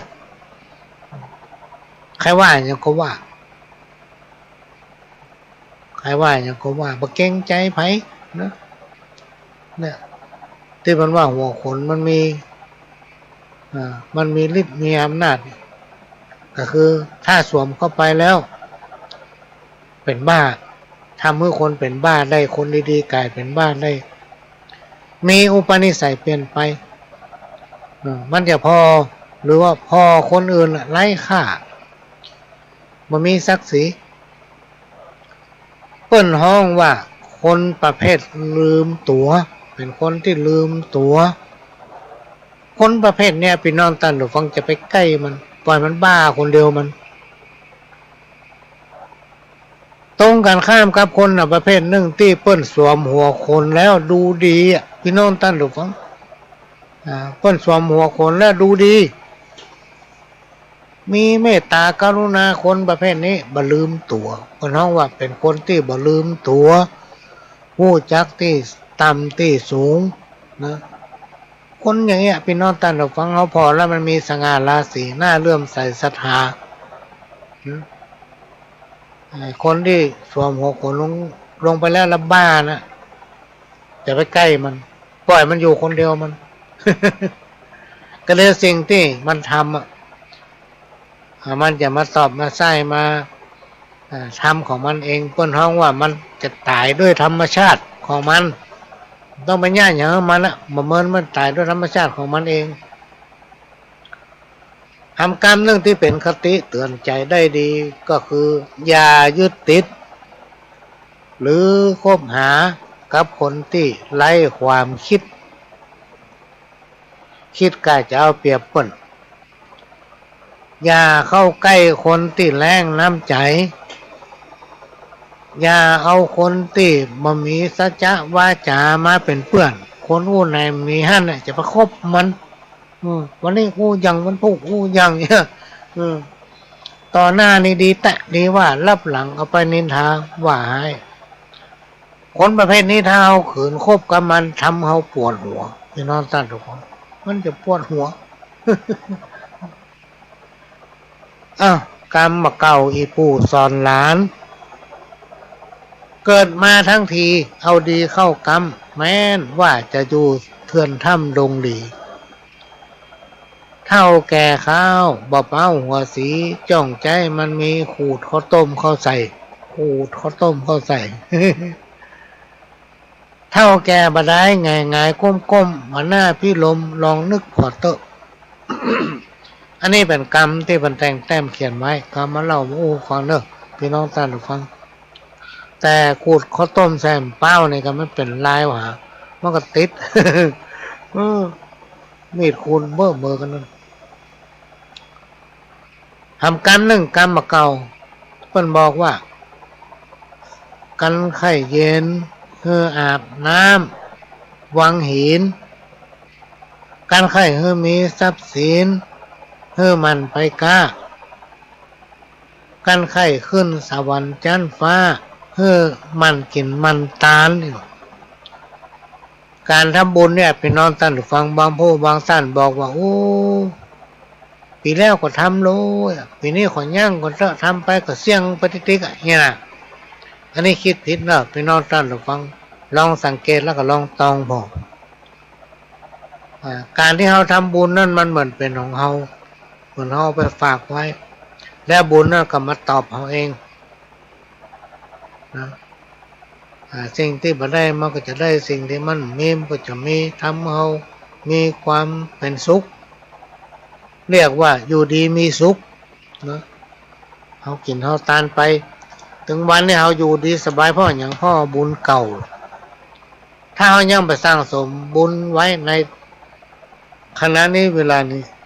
เกิดบุญเก่าเขาหมดพี่น้องท่านผู้ฟังดินได้ก็คอเพราะบุญเก่าหมดก็ถึงว่าไว้ทำบุญกันเตอะมันบ่เสียหลายจังได้สบายในวันทางหน้ากรรมเนี่ยสมัยก่อนพระหลวงมันเชื่อต่อมาเขาเชื่อเพราะอย่างเพราะเขาทำเขาปฏิบัติเนี่ยเขามีน้อยทำน้อยมีนักทำนักแต่จะไปขาดทำไปเลยๆการช่วยเหลือคนก็ต้องช่วยนะช่วยไปเลยๆแต่ถ้าเอาช่วยคนพิษที่เนี่ยบัดได้เนอะพี่น้องตอนหวังเป็นโทษ คนที่มีกูลคนก็มีโลกตอนที่มันมาเขามันให้มาพอเขาช่วยอย่างมันไปก็ได้มันหายแซบมันมาใกล้เขาละอย่างอี้ก็มีนะพี่น้องท่านผู้ฟังคนมันมีหลายประเภทเพราะฉะนั้นการมองคนพอคนอย่าไปพอกล้าเปลือกนอกเมื่อพอถึงจิตถึงใจดูถึงพฤติกรรมมันเป็นคนที่มันขยันก็มันยากการทำงานโอ้มันยากแต่ยาว่ามันพอกินอันนั้นเขาควรจะให้ข้อคิดแล้วก็แนะนำช่วยได้ก็ช่วยไปแต่ถ้ามันขี้ขานเนี่ยนอนรับวันค่ำเนี่ยไปนอนท่านเราฟัง อันนี้ช่วยไปแล้วมันมีประโยชน์นะมันขี้ขานทำกรรมหนึ่งกันไข่มีเงินมีทองมันกึดมันสร้างกันไข่เปิ้นอวดเปิ้นอ้างมันกินมันตาลนี่ มันกินมันตาลโอ้ปนเลี้ยงนั้นดีแท้ๆโอ้อีพี่อีแม่นั้นดีแท้ๆกินตาลบะขาดคือตามกำลังของฝ่ายของมันพี่น้องท่านผู้ฟังนะถ้าเราทำด้วยใจของเราที่บริสุทธิ์ความบริสุทธิ์ใจของเราพี่น้องท่านผู้ฟังเขาปรารถนาอันใดอธิษฐานอันใดจะสมใจนึกทุกประการนะเอาตานไปไปเจ้ว่ามันเสี่ยงไปกระเดียวมันปิกมาเอาเป็นน้ำบ่อจืมสายพี่น้องท่านฟังบักกันบักยักนะจะมดก็มีมาจะเสี่ยงก็ได้มาพี่น้องท่านฟังลองสังเกตพอเถอะลองสังเกตพอเนอะการบักเก่าบักควรจำป้อยมาอู้จ่าฟู่ต้านเป็นดีลำคาญแต่ดักเหียจักเป็นคนหน้าฮักจักเป็นผู้ที่มีจิตใจงามสิ่งที่บอกควรจำแต่จำว่าฮั่นถึงมันย่างเนี่ยพี่น้องท่านดูฟังเอามาอยู่ฮั่นน่ะเนี่ยแน่ปะท้องว่ากะกรรมเก่าเป็นดีลำคาญแล้วมาเดินไปทางหน้าสักเตือกถ้ามันดักเหียเนี่ยถ้าจะหน้าฮักอยู่เพราะว่ามันเป็นคนจิตใจงามคนเขาจะไปยึดติดพี่น้องท่านผู้ฟังเขาต้องมีการอาภัยให้กันและกันพระเจ้าจะเอากันได้อย่างเดียวนะเหมือนกับเขาแจกซองพระป่านาบุญตะวาก็มีคนโทรหาเรื่องซองพระป่าขอข้อมูลเรื่องซองพระป่าการพิมพ์ซองพระป่าหรือว่าซองกฐินเนี่ยการที่เขาไปแจกจ่ายเหมือนกันเขาไปแผ่กุศลไปบอกบุญให้เปิ้นโลกเปิ้นอย่าทำเป็นทำเรื่องหนึ่งพี่น้องท่านผู้ฟังพอดีว่าเขาไปของนี่นะแจกไปเผยแพร่ไปเปิ้นเอามาแจกเขาก็ห้าเพียเขาจะทำเป็นเรื่องของเขานะอันนี้ก็ต้องขอแจ้งทำความเข้าใจด้วยไม่ใช่ว่าเอาไปเผยแพร่แล้วมันต้องได้ไม่ใช่บางทีมันก็ได้บางทีมันก็ไม่ได้นะมันเป็นธรรมดาเนาะเนี่ยอันนี้ก็มาฟังมาได้การมาเก่าทำกรรมหนึ่งกรรมนักปราชญ์เหมือนดาบสองคมกรรมคนเหงางมเหมือนลมพัดเงาไม้คือไร้สาระเนี่ยตรงกันข้ามกับกรรมของคนที่เป็นคนหู้เป็นคนฉลาดเป็นคนลวกเป็นคนมีวิสัยทัศน์มันสามารถโน้มน้าวจิตใจคน เพราะมันฟังแล้วมันได้สาระพี่น้องท่านผู้ฟังฟังแล้วมันได้สาระไม่จะตรงกันข้ามกับฝักกรรมโอ้ของคนเหงามันมีสาระอู้ไปเลยว่าไปเลยสิ่งที่บุคคลอู้มันก็มาอู้สิ่งที่บุคคลว่ามันก็เอามาว่านี่เป็นต้นซอยังบรรจบแต่ละพี่น้องท่านฟังก็ได้จะเปิดซอให้ฟังหามสักวักหนึ่งมันประมาณสักหลายนาทีอยู่นะซอเนี่ยประมาณ20 กว่านาทีเนี่ยเดี๋ยวจะมาว่าเป็นรายการซอไปเห็นละก้าเมื่อนานๆมาพบปะกันเตื้อพี่น้องท่านผู้ฟังจากสถานีวิทยุ FM 104.50 เมกะเฮิรตซ์วัดไฟหินตั้นแลที่พอมีปัจจัยมีสตังค์มันนักน้อยก็ได้ตามกำลังของใบของมันนะถ้าก็สามารถไปที่ธนาคารโอนเข้าธนุบำรุงสถานีบอกหมายเลขให้เปิ้นพี่น้องท่านผู้ฟัง471-227-4927นะอันนี้หมายเลขธนาคารกสิกรสาขาถนนสุเทพบอกหมายเลขให้เปิ้นแล้วก็แจ้งมาถ้าท่านโอนไปแล้วส่งสลิปมาแจ้งมาก็จะได้ประชาสัมพันธ์ให้ถ้ามันนักท่านสามารถขอใบอนุโมทนาได้พี่น้องท่านผู้ฟังช่วยกันคนเล็กน้อยเป็นการน้ำก้าไฟไม่ใช่ว่าฟังไปดักปิ้งมันหายไปในเนี่ยก็มันมีไฟเปิดสตาร์ทไฟ หรือมันกับเครื่องมันลุกอย่างในบ้านเราปลวงเนี่ย2 เตื้อมาเนี่ยเลยที่มันบัดตัดอู้มาได้กูเตื้อนี้อู้ไปได้สัก20 นาทีมันตัดทิ้งไปเลยอันนี้ต้องเปิดแอร์คุมมันเปิดพัดลมตึงแอร์ตึงพัดลมคุมมันมันดับอาจารย์จะเปลี่ยนเหมือนกันนะแต่มันต้องใจปัจจัยนักต้องเปลี่ยนแต่อดใจอย่างนี้ไปก่อนพี่น้องท่านผู้ฟังก็อดฟังไปก่อนไปกู้เป็นกิมกันเป็นประจำทุกวันที่ตั้งแต่บ่ายโมงถึงบ่าย3แล้วก็5 โมงถึง6 โมงแล้วก็วันเสาร์4 โมงถึง6 โมงพี่น้องท่านผู้ฟังบ่าย4 โมงถึง6 โมงคืนวันพุธทุกคืนวันพุธ4 ทุ่มถึง5 ทุ่มก็มาเป็นกู้เป็นกิมมาพบมาปะกันทางสถานีวิทยุ FM 104.50 เมกะเฮิรตซ์วัดไฟหินนะมาปะกันทุกคืนวันพุธก็จะเชิญพี่น้องท่านผู้ฟังซอตะกี้ต่อเนาะประวัติของหลวงพ่อครูบาอภัยสารทะองค์ปฐมสังฆะองค์แรกของล้านนาวของวัดไฟหินเนาะพี่น้องท่านผู้ฟังลองฟังรอบนึงเชิญครับพัฒนาดูแลศาสตร์ศาสนาสั่งขาใหญ่น้อยหือเป็นไปเรียบร้อยสะดวกสบายศาสนาเรื่องไรใดๆก็ก้าวหน้ามาตกตามจากการศึกษาก็ดีกรรมฐานก็มีพิปัสสนามุ่งมันล้วนเป็นพื้นฐานศาสนามันคงต่อมามีองค์ภิกขุหนุ่มน้อยกิริยาเรียบร้อยมีนามว่าปิงบ่ฮือสุงสิงพระสงฆ์ตนเท่าบ่ฮือไปไวตุเจ้าติดมัดอกมัดแอวสัทธาเตกแถวเป็น2 หมู่2 ข้างพระสงฆ์เตกมังกาจัดกาใจเป็น2 นิกายวุ่นวายเสียงทานนาพระป่าพระบานแยกกันวันตาลัทธิมหาปิงท่านกุมภาบ่มัดอกฮือจ่า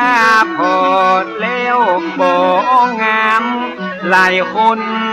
หันตามไปนิย ยมชอบสู่นิกายใหม่ไฟยูอคติลำเอียงปากันทกเถียงสำเนียงตอบโต้พ้องก่อปวดโอว่าลัทธิไม่ดีพ้องกะบอยอมดีว่าเก่าดีดังอันนาทางพอคัดค้านขาดแย้งบ่อมมาชมให้บ่ประนอมปานีโอบเพื่อหันแต่นอกเนื้อบ่หันไปใน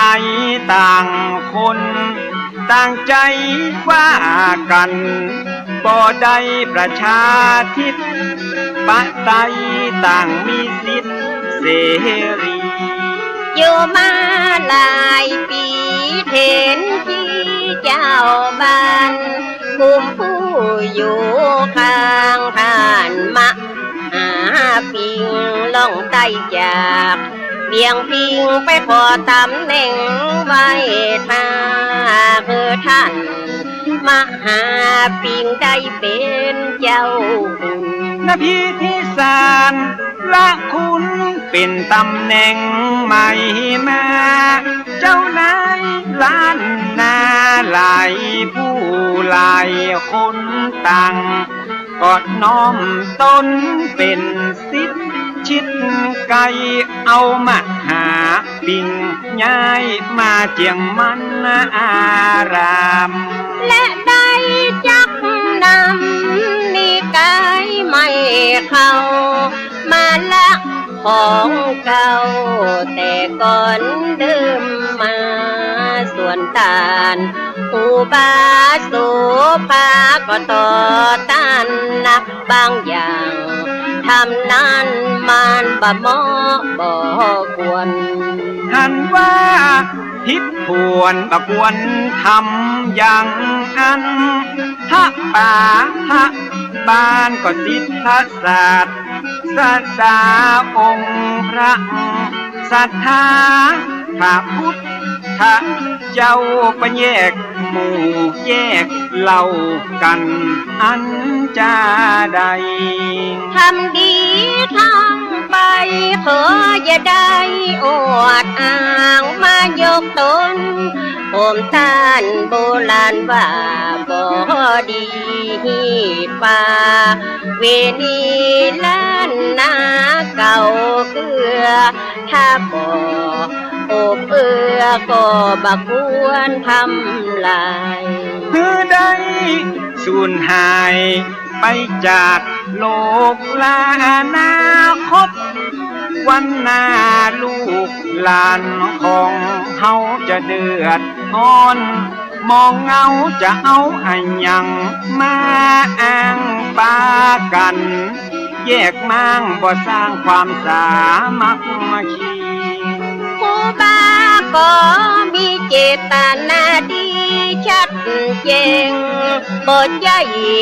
ไปเก่งขัดแย้งขวางต่างบ่ใจไปคอยและหวังอยากดังมีนาเพื่อภาษาศาสนาและศรัทธาญาติโยมจะได้สุขสมเหมือนอย่างก่อนกี้ถ้าเป็นอย่างนี้บ้านเมืองก็วุ่นวายป่าฮือยิ่งใจตั้งหลายหนุ่มเท่าสับสนแต่เราเลือกหักเลือกยังยิ่งลวงพันลังพร้อมกันต่อต้านพระสงฆ์เจ้าบ้านผู้เลื่อมใสศรัทธาในตัวตานอุบาโสภาตนเข้าเรื่องถึงเก้าเงาพระมหาธีลาดูแลศาสนาสังฆาเมืองไต้เก้าเงาตนใหญ่ที่บางกอกนครหูความ สั่นคลอนเดือดฮ้อนดังอันมีคำสั่งมานั้นหือตั้นครูบางอาราชท่านนาไปบางกอกเมืองกวางเพื่อระงับยับยั้งเหตุการณ์อาทีก่อนศาสนาบ่บนป่ามองบนความบัวบ่คือจำน้ำบ่คือมัว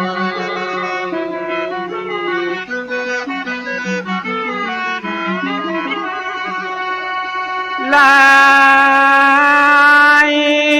ลาย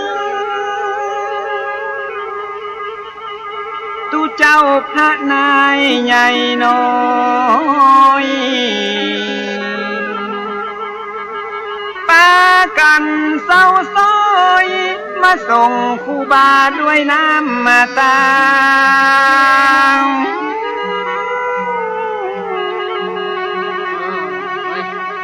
ตลอดจนถึงคณะศรัทธาหลั่งไหลกันมาตีตาน้ำมาดังอันกลัวปัญญาภูบาไปขัง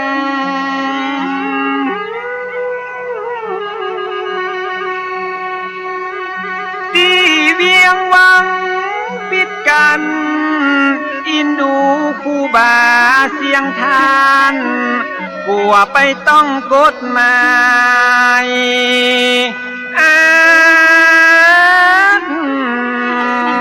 ยา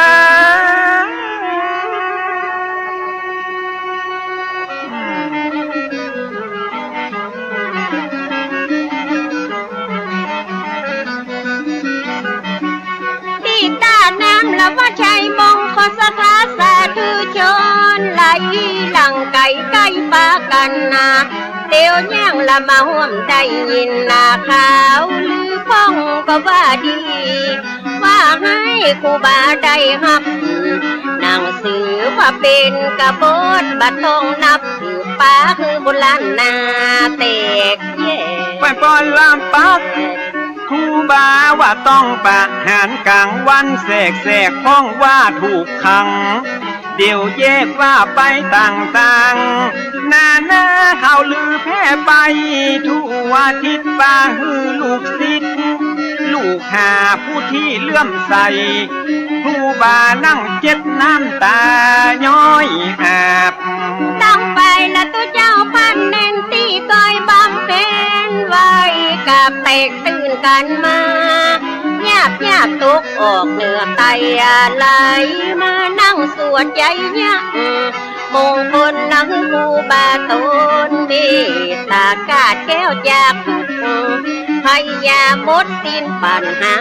ทุกอย่างบังกองตูเจ้าสวดจบศรัทธากราบนบพร้อมพังบอกว่าคนยืนคนนั่งก็บ่มีตังวางเตี้ยวตึงยิงตึงใจอดปากันดักมดบ่เอ็กบ่เอวห่วมใจกันเป็นหนึ่งเดียวมาส่งครูบาไปบางกอกเมื่อคนนำมากันดวงหลายครูบาก็ได้ประกาศบอกเกษัตริย์พระพ่อออกไม่ออกบอกว่าไปนอกไปในขอคือหมู่เฮาพี่น้องบัดต้องหอนทุกตกใจบัดต้องเป็นห่วงเป็นใยบัดใจมีภัยมีเฮาไปประชุมสังฆะสันนิบาตที่กรุงเทพนับเป็นโอกาสพิเศษจะได้หูดำหูแดงเฮาจะได้เสวนาอูจาพาที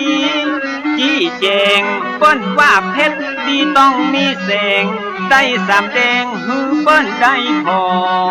พศ2449คนเฝ้าฟังข่าวแต่นอไผก็ไผหันนาให้เปิดหน้าที่ตามนักวัดทำกลางในที่ ประชุมเป็นที่จุมนุมมหาเทรนครูบาฝ่ายหินได้นั่งใจเย็นร่วมกับสังฆาผู้ใหญ่พระบาทสมเด็จร.5ประทับนั่งหน้าไกลๆตัดถามถึงความหอนหายไปในพระทรงลานหน้าครูบาถวายพระพรตอบขั้นตอนของปัญหาชะชานไขข้อสั่งกาองค์มหาราชาพอพระไทยยิ่งมีพระราชปฏิสันทานกับท่านครูบาหลายสิ่งจนทำมาเพื่อพระไทยมิ่งเลื่อมใสในตัวครูบามีใจแน่วแน่ดูแลพระศาสนาสนับสนุนตั้งการศึกษาของพระสังฆาทุกฝ่ายทรงทราบถึงข้อเท็จจริงก็ยิ่งเข้ามากราบไหว้ทรงหันการเอาใจใส่และมีวินัยดีงดงามศีลาจารวัดผลงานประจักษ์เป็นสักขีสมเป็นสิทธิพระมุนีควรที่อวดอ้างยกย่องยื่นถวายนพระราชทานตำแหน่งเป็นการประกาศตรงและเป็นการเชิดชูยกย่องเป็นพระราชาใหญ่โตเพราะคุณและความดีมีนักสูงเกียรติสูงศักดิ์อักโขทำหน้าที่พระสาวกของพระพุทโธของหลวงในพระราชทินนามพระอภัยสารทะสังฆปาโมก2449หายโศกเป็นโจกใจยักมงคลกลับมาสู่เวียงเจียงใหม่ยิ่งใจพร้อมกับพระทรงหลายคนหลายลูกหลายตนต่างตั้งขบวนแห่ขบวนพระสงฆ์องค์เน่งนับเป็นเส้นตามลำน้ำเมบอกว่าตุนหนุ่มตุนเกเลเหลืองอลามเหลืองลงยาวไปถึงเมืองลาบุญย้ำลุงอรุณเต็มถึงฝั่งสองถึงวัดใหญ่มงคลเนืองนองพี่น้องมีสองฝากฟังบอกว่าบนบกในน้ำลายล้ำปากันไหลหลังบ่มีไผ่ปังขับสั่งมาด้วยจิตใจศรัทธาน้อมถวายการต้อนรับครูบามาด้วยยศถาได้เป็นประมุขสังฆาคงเขตล้านนาเชียงใหม่สังฆราชานายกะคนคารวะกราบไปศาสนาล้านนาจะได้น่าเจริญรุ่งเรืองฟ้าเดิมโตอายุของพุทธศาสนาอันใดมันขาดก็เติมปริยัติปฏิบัติต่อเติมจะเพิ่มคนมาไว้กาในด้านคันธะธุระวิปัสสนาธุระบ่ขาดผู้นำผู้มีบทบาทเสริมสร้างวัดวาอารามวิหารศาลากุฏิบ่มีติเกียรติยามวัดวาเจริญงอกงามสมนามเวียงพิงยิ่งใหญ่ศาสนาเจริญที่สุดและบ่มีจำยุดมองใหม่เมตตาประพกสงฆ์ใดเลดูใจใสอย่างดีพอโส2457สัตวิลิอายุ83ปีชราภาพแล้วเต็มที่สิ้นบารมีบุญญาพระอาภัยสารทะที่คารวะมรณภาพทิศยานุสิทธิ์หลายหลากสร้างอนุสาวรีย์ไว้ที่วัดฝ่ายหินเป็นถิ่นดินแดนสักกี่วันกี่เดือนกี่ปีบ่มีวันสูญสิ้นจืดวันที่21เดือนเมษายนลูกศิษย์ผู้คนเปิ้นเมตตาคนล้านนาละว่ามาไตลือลดน้ำหูปันผู้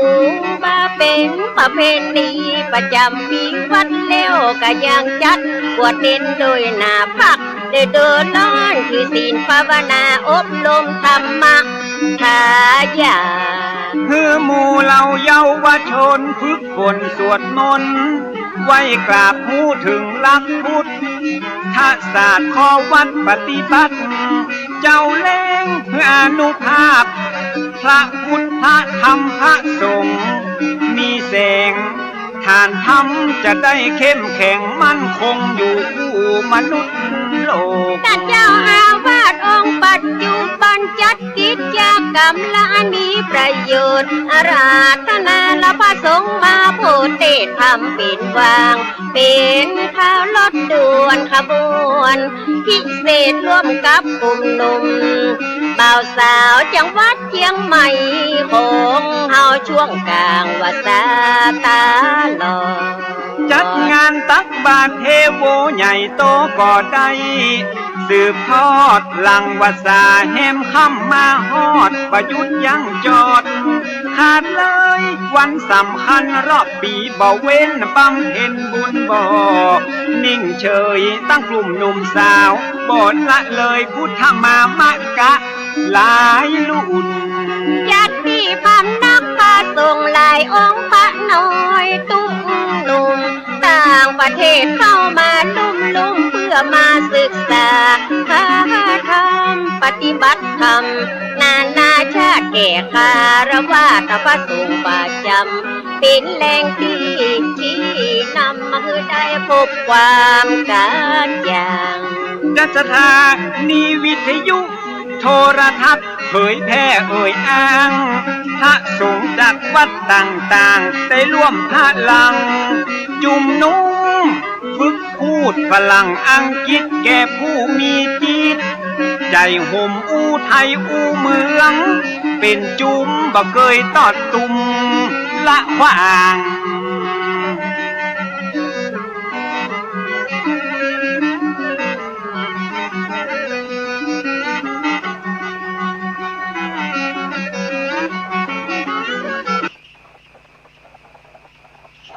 ก็ผ่านไปพี่น้องท่านผู้ฟังขณะนี้พี่น้องท่านผู้ฟัง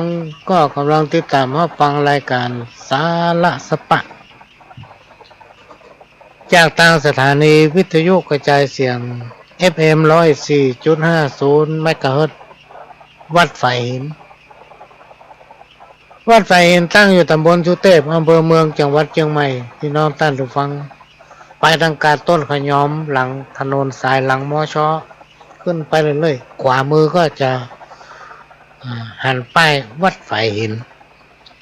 เวลาท่านมาทางในเมืองก็สามารถไปเยี่ยมไปนมัสการท่านผู้อำนวยการที่วัดไฟหินได้ไปเยี่ยมสถานีแล้วก็ท่านที่มีกำลังจะบริจาคปัจจัยเพื่อทนุบำรุงสถานีเป็นค่าน้ำค่าไฟท่านก็สามารถไปได้หรือว่าไปธนาคารก็ไปบอกธนาคารตามกำลังของท่านได้ก็ได้หรือว่าจะโอนทางมือถือพร้อมเพย์อย่างเงี้ยได้หมดหมายเลขบัญชี471-227-4927ธนาคารกสิกรไทยเนอะพี่น้องท่านผู้ฟังถ้าเอากดหมายเลขเข้าไปมันถึงออกขนาดแล้วถ้าท่านได้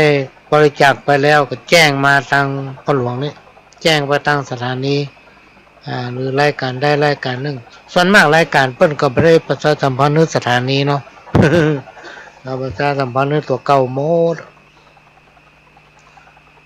ท่านก็แจ้งมาได้จะได้ประชาสัมพันธ์อนุโมทนาบุญถ้าท่านต้องการใบอนุโมทนาก็จะนำเดินทางท่านผู้อำนวยการสถานีออกใบอนุโมทนาให้ก็เป็นประจำทุกวันอาทิตย์บ่ายโมงถึงบ่ายสามแล้วก็5 โมงถึง 6 โมงแมลงสำหรับ5 โมงถึง 6 โมงแมลงของวันเนี้ยวันนี้พ่อหลวงไม่ได้จัดรายการตอนเย็นเนอะพี่น้องท่านผู้ฟังเนอะอยากว่ามีภารกิจก็ต้องขอสุมาอภัยตัว ก็ได้ส่งไลน์บอกท่านผู้อำนวยการตะกี้เนี่ยว่าแมลงมีภารกิจที่ต้องขอลาจากรายการ1 ชั่วโมงให้ทางสถานีได้เอาอย่างมาแทนก่อน 5 โมงถึง 6 โมงแมลงนี่เขาไม่ได้ปะกันก็เป็นประจำทุกวันเสาร์ 4 โมงถึง 6 โมงแมลงและก็เมื่อคืนนะครับการอนุเคราะห์เมตตาจากท่านผู้อำนวยการสถานีโดยหลวงพ่อพระครูสมุวิสุวัฒน์วรกิจโจผู้อำนวยการสถานีและเจ้าวาดวัดฝ่ายหินได้ให้เวลาพระหลวงกัน1 ชั่วโมง 4 ทุ่มถึง 5 ทุ่มทุกคืนวันพุธบางวันนะพี่น้องท่านผู้ฟังมันมีภารกิจที่ก็สามารถจะหลีกเลี่ยงได้ก็จำเป็นได้ยั้งได้งดบางทีสถานีเพิ่นติดภารกิจเพิ่นมีการถ่ายทอดพี่น้องท่านผู้ฟังวันไหนถ้าเพิ่นถ่ายทอดเฮาก็ไม่ได้ปะกันวันใดถ้าสถานีบ่ถ่ายทอดก็จะพยายามปะพี่น้องท่านผู้ฟังบ่ขาดแต่5 โมงแมลงวันเนี้ยต้องขอสุมาภัยตัว มันมีภารกิจที่มีความจำเป็นแท้ๆกรรมมาเก่า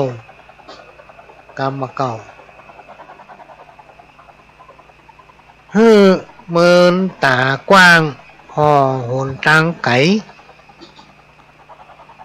ฮือเมินตากว้างพอตังไก่you know มีความหมายว่าว่าจะกึดแต่เนี้ยจะทำอันอย่างเกี่ยวกับการทำมาหากินพี่น้องท่านผู้ฟังคือพอป้น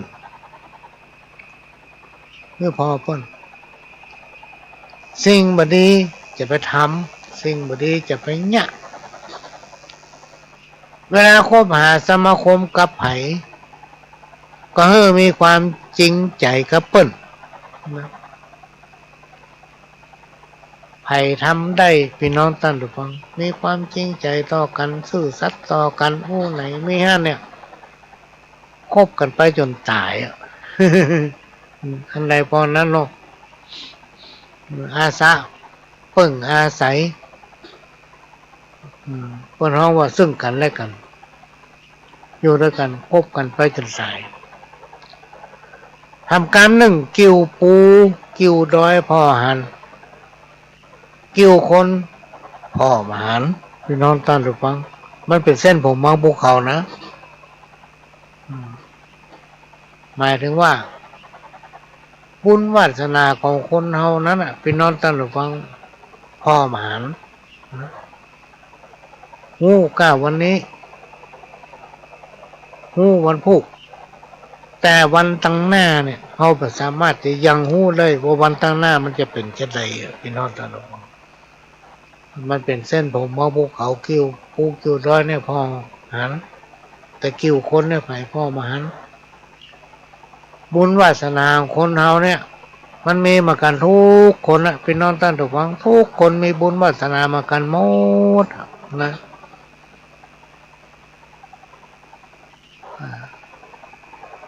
แต่การปฏิบัติพื้นฐานความเป็นอยู่มันจะแตกต่างกันไปมันอยู่ที่เฮาอยู่ที่ตัวเฮาพี่น้องท่านผู้ฟังทุกอย่างอยู่ที่ตัวเฮาอย่างเวลาเฮาเนี่ยการทำงานเราจ้างกินจ้างใจอยู่ในหมื่นสตางค์แต่ถ้าเฮาบ่จ้างกินบ่จ้างใจหันอะไรก็เอาหันอะไรก็เอาก็ใจอย่างไรก็ใจแต่ยากอย่างก็ยากให้ไปไหนก็ไปอันเนี้ยสตางค์อยู่ตัวหมื่นสิ่งไหนก็ตามพี่น้องท่านผู้ฟังถ้ามันได้มาโดยง่ายมันก็เสียไปโดยง่ายถ้ามันได้มาโดยยากมันก็เสียโดยยากกรรมเก่าทำกรรมหนึ่งจับใจแห้งบาเล่นใจกาจับใจครูบาซ้ำบ่ถูกใจพระน้อยเนี่ยจับใจพระน้อยถูกใจพระน้อยซ้ำบ่ถูกใจขโยมหำมะ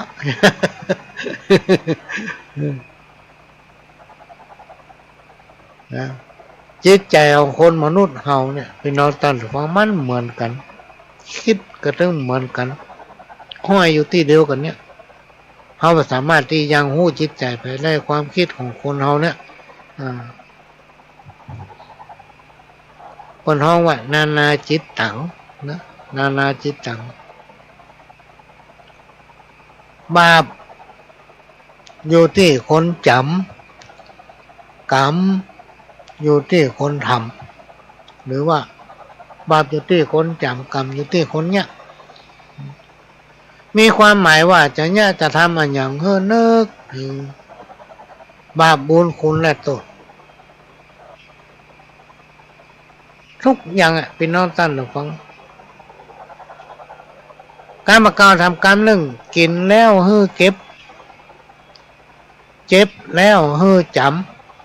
ำมีความหมายว่าฮือหู้จักเก็บและก็จ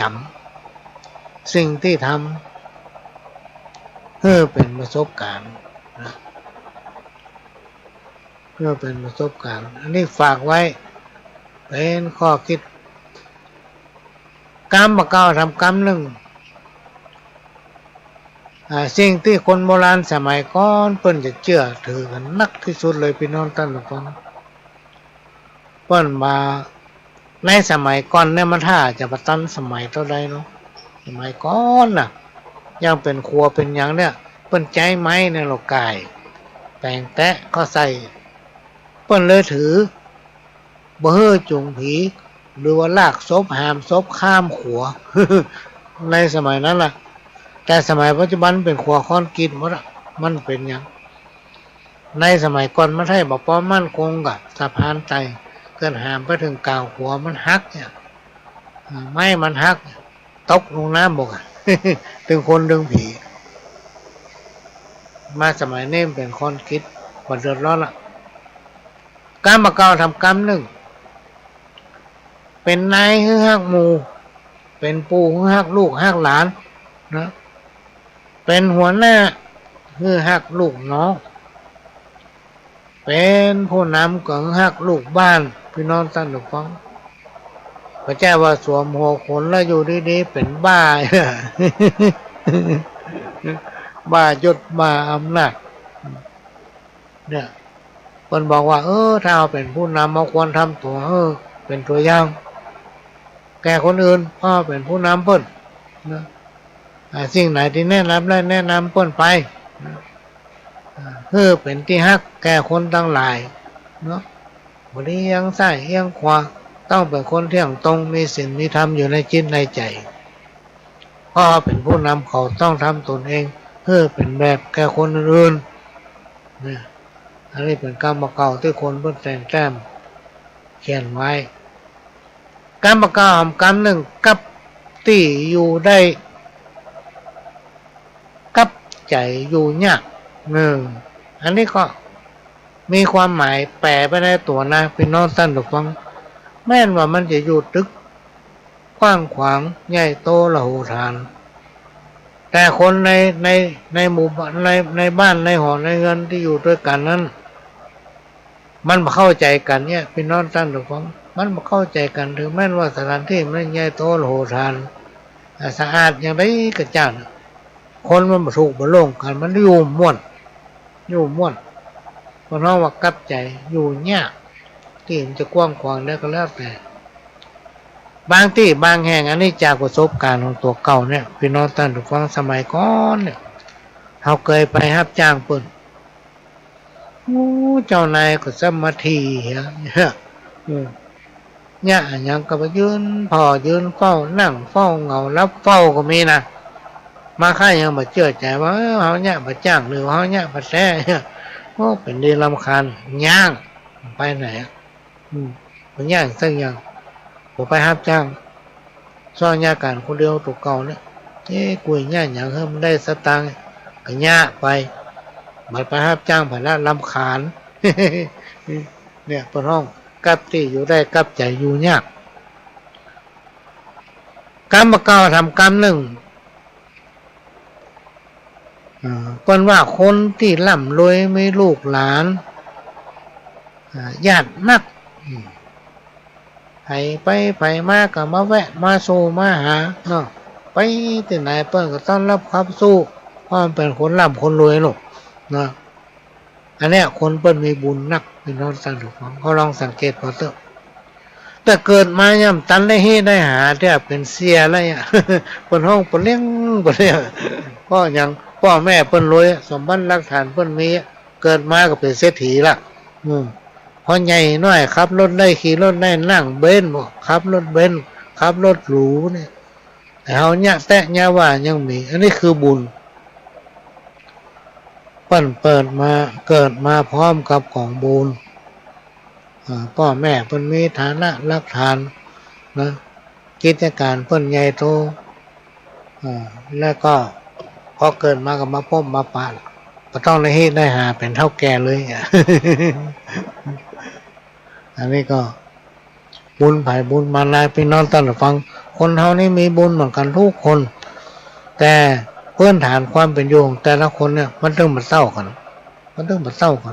อยู่ที่เฮาสั่งสมไว้เมื่อในอดีตชาติ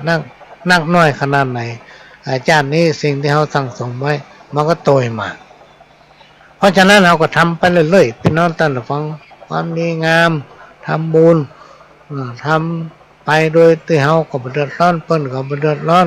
เฮามีเท่าใดก็ทำไปตามตามกำลังของไปของมันเนี่ยพี่น้องท่านฟังกรรมกรทำกรรมหนึ่งอยู่ไปตามน้ำทำไปตามตัวน้ำเพียงใดดอกบัวเพียงอันอันนี้มีความหมายว่าเฮ้ยอยู่ไปตามฐานะไงพี่น้องท่านฟังอยู่ไปตามฐานะของเฮาทำมาอย่างก็เฮ้อทำแบบมีความพอดีพี่น้องท่านผู้ฟังทำแบบมีความพอดีมันนักเกินมันน้อยเกินเพื่อมันเหมาะสมนะเพื่อมันเหมาะสม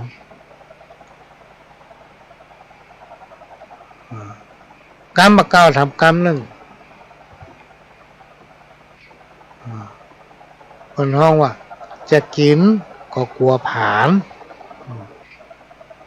จะตานก็กลัวเสี่ยงอันนี้มีความหมายว่าเป็นคนตันนีบ่ยอมใจนะแก้วแหวนเงินคำสตางค์มีเต็มกระเป๋าบ่ยอมใจ บ่ยอมใจนะ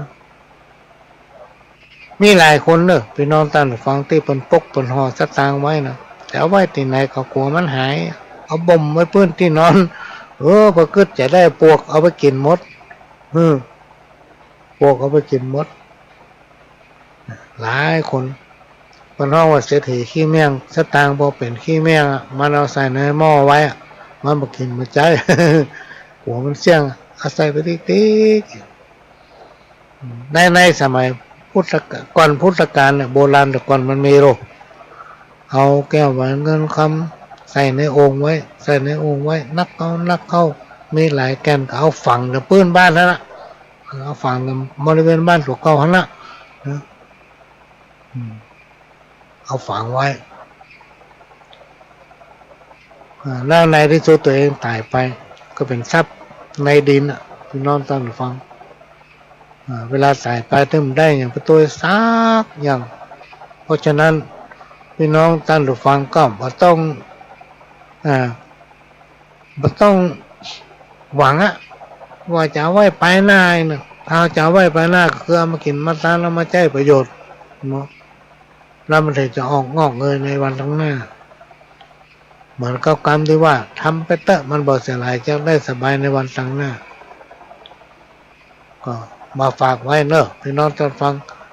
กรรมเก้าทำกรรมหนึ่งปากเป็นลมเป็นโปมแก้เนี่ย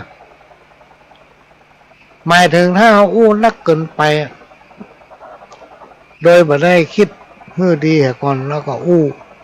เกินมันผิดพลาดไปนะมาแก้ไขเนี่ยพี่น้องท่านฟังยิ่งกฎหมายปัจจุบันเนี่ยเราอู้ถึงทางโลก อันใดที่มันไปหมิ่นประมาทเปิ้นเนี่ยเป็นคดีอาญาเนอะพี่น้องท่านผู้ฟังประแจ้ธรรมดาถ้าเปิ้นไปแจ้งความเอาเรื่องเอาราวเป็นโทษเป็นสาเป็นคดีอาญาแผ่นดินนะเพราะฉะนั้นเปิ้นถึงมีกรรมเก่าบอกไว้ว่า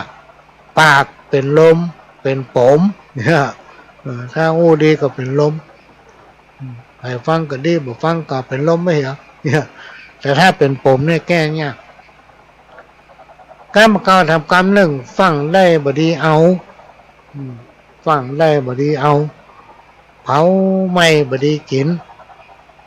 มีความหมายว่ากระทำสิ่งใดก็ตามถ้าฟังเกินไปพี่น้องท่านผู้ฟังจะทำสิ่งทำให้สิ่งที่ได้มานะบ่ดี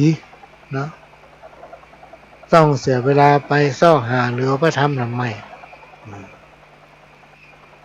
ทำกรรมเรื่องเปิ้นบัดถามจะไปอู้ก็คือพูด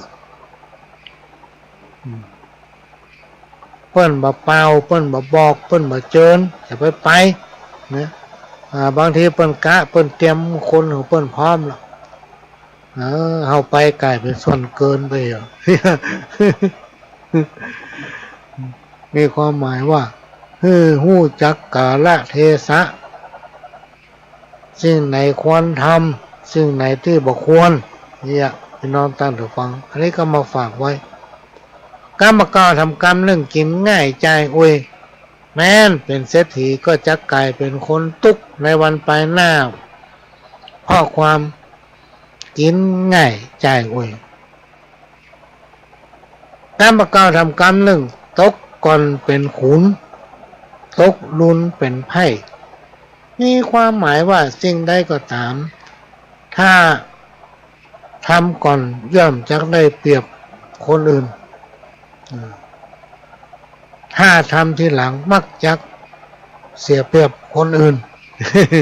นี่ก็เอามาฝากไว้เนอะพี่น้องท่านผู้ฟังขณะนี้พี่น้องท่านผู้ฟังก็กำลังฟังรายการจากทางสถานีวิทยุ FM 104.50 เมกะเฮิรตซ์วัดไฟหินนำเนินรายการโดยก้าวกับผมประหลวงสว่างธาตุอินจันทร์ทุกวันอาทิตย์ตั้งแต่เวลาบ่ายโมงถึงบ่ายสามแล้วก็5 โมงถึง 6 โมงสำหรับอาทิตย์นี้วันนี้ช่วงแมลงบ่ได้ปะกันเนอะพี่น้องท่านผู้ฟังเพราะมีภารกิจที่ต้องไปแล้วก็เป็นประจำทุกคืนวันพุธ 4 ทุ่มถึง 5 ทุ่ม 4 ทุ่มถึง 5 ทุ่มปะกันในสารธรรมกรรมเก่าแล้วก็วันเสาร์ 4 โมงถึง 6 โมงแมลงถ้าสถานีบัติดภารกิจเปิ้นมามีการถ่ายทอดก็จะมาพบปะกับพี่น้องท่านผู้ฟังเนื่องจากว่าถ้ามีภารกิจแต่นะต้องขอสุมาภัยตุยเวลาหมดละพี่น้องท่านผู้ฟังหมดเวลาแล้วป้าหลวงก็จะขอนำรายการนี้จากพี่น้องท่านผู้ฟังไปก่อนส่วนแมลงไม่ได้ปะกันขอท่านผู้อำนวยการเอาอย่างมาแทนไปก่อนก็ได้วันนี้มีภารกิจขอนำรายการนี้จากพี่น้องท่านผู้ฟังไปก่อนขอสวัสดีครับ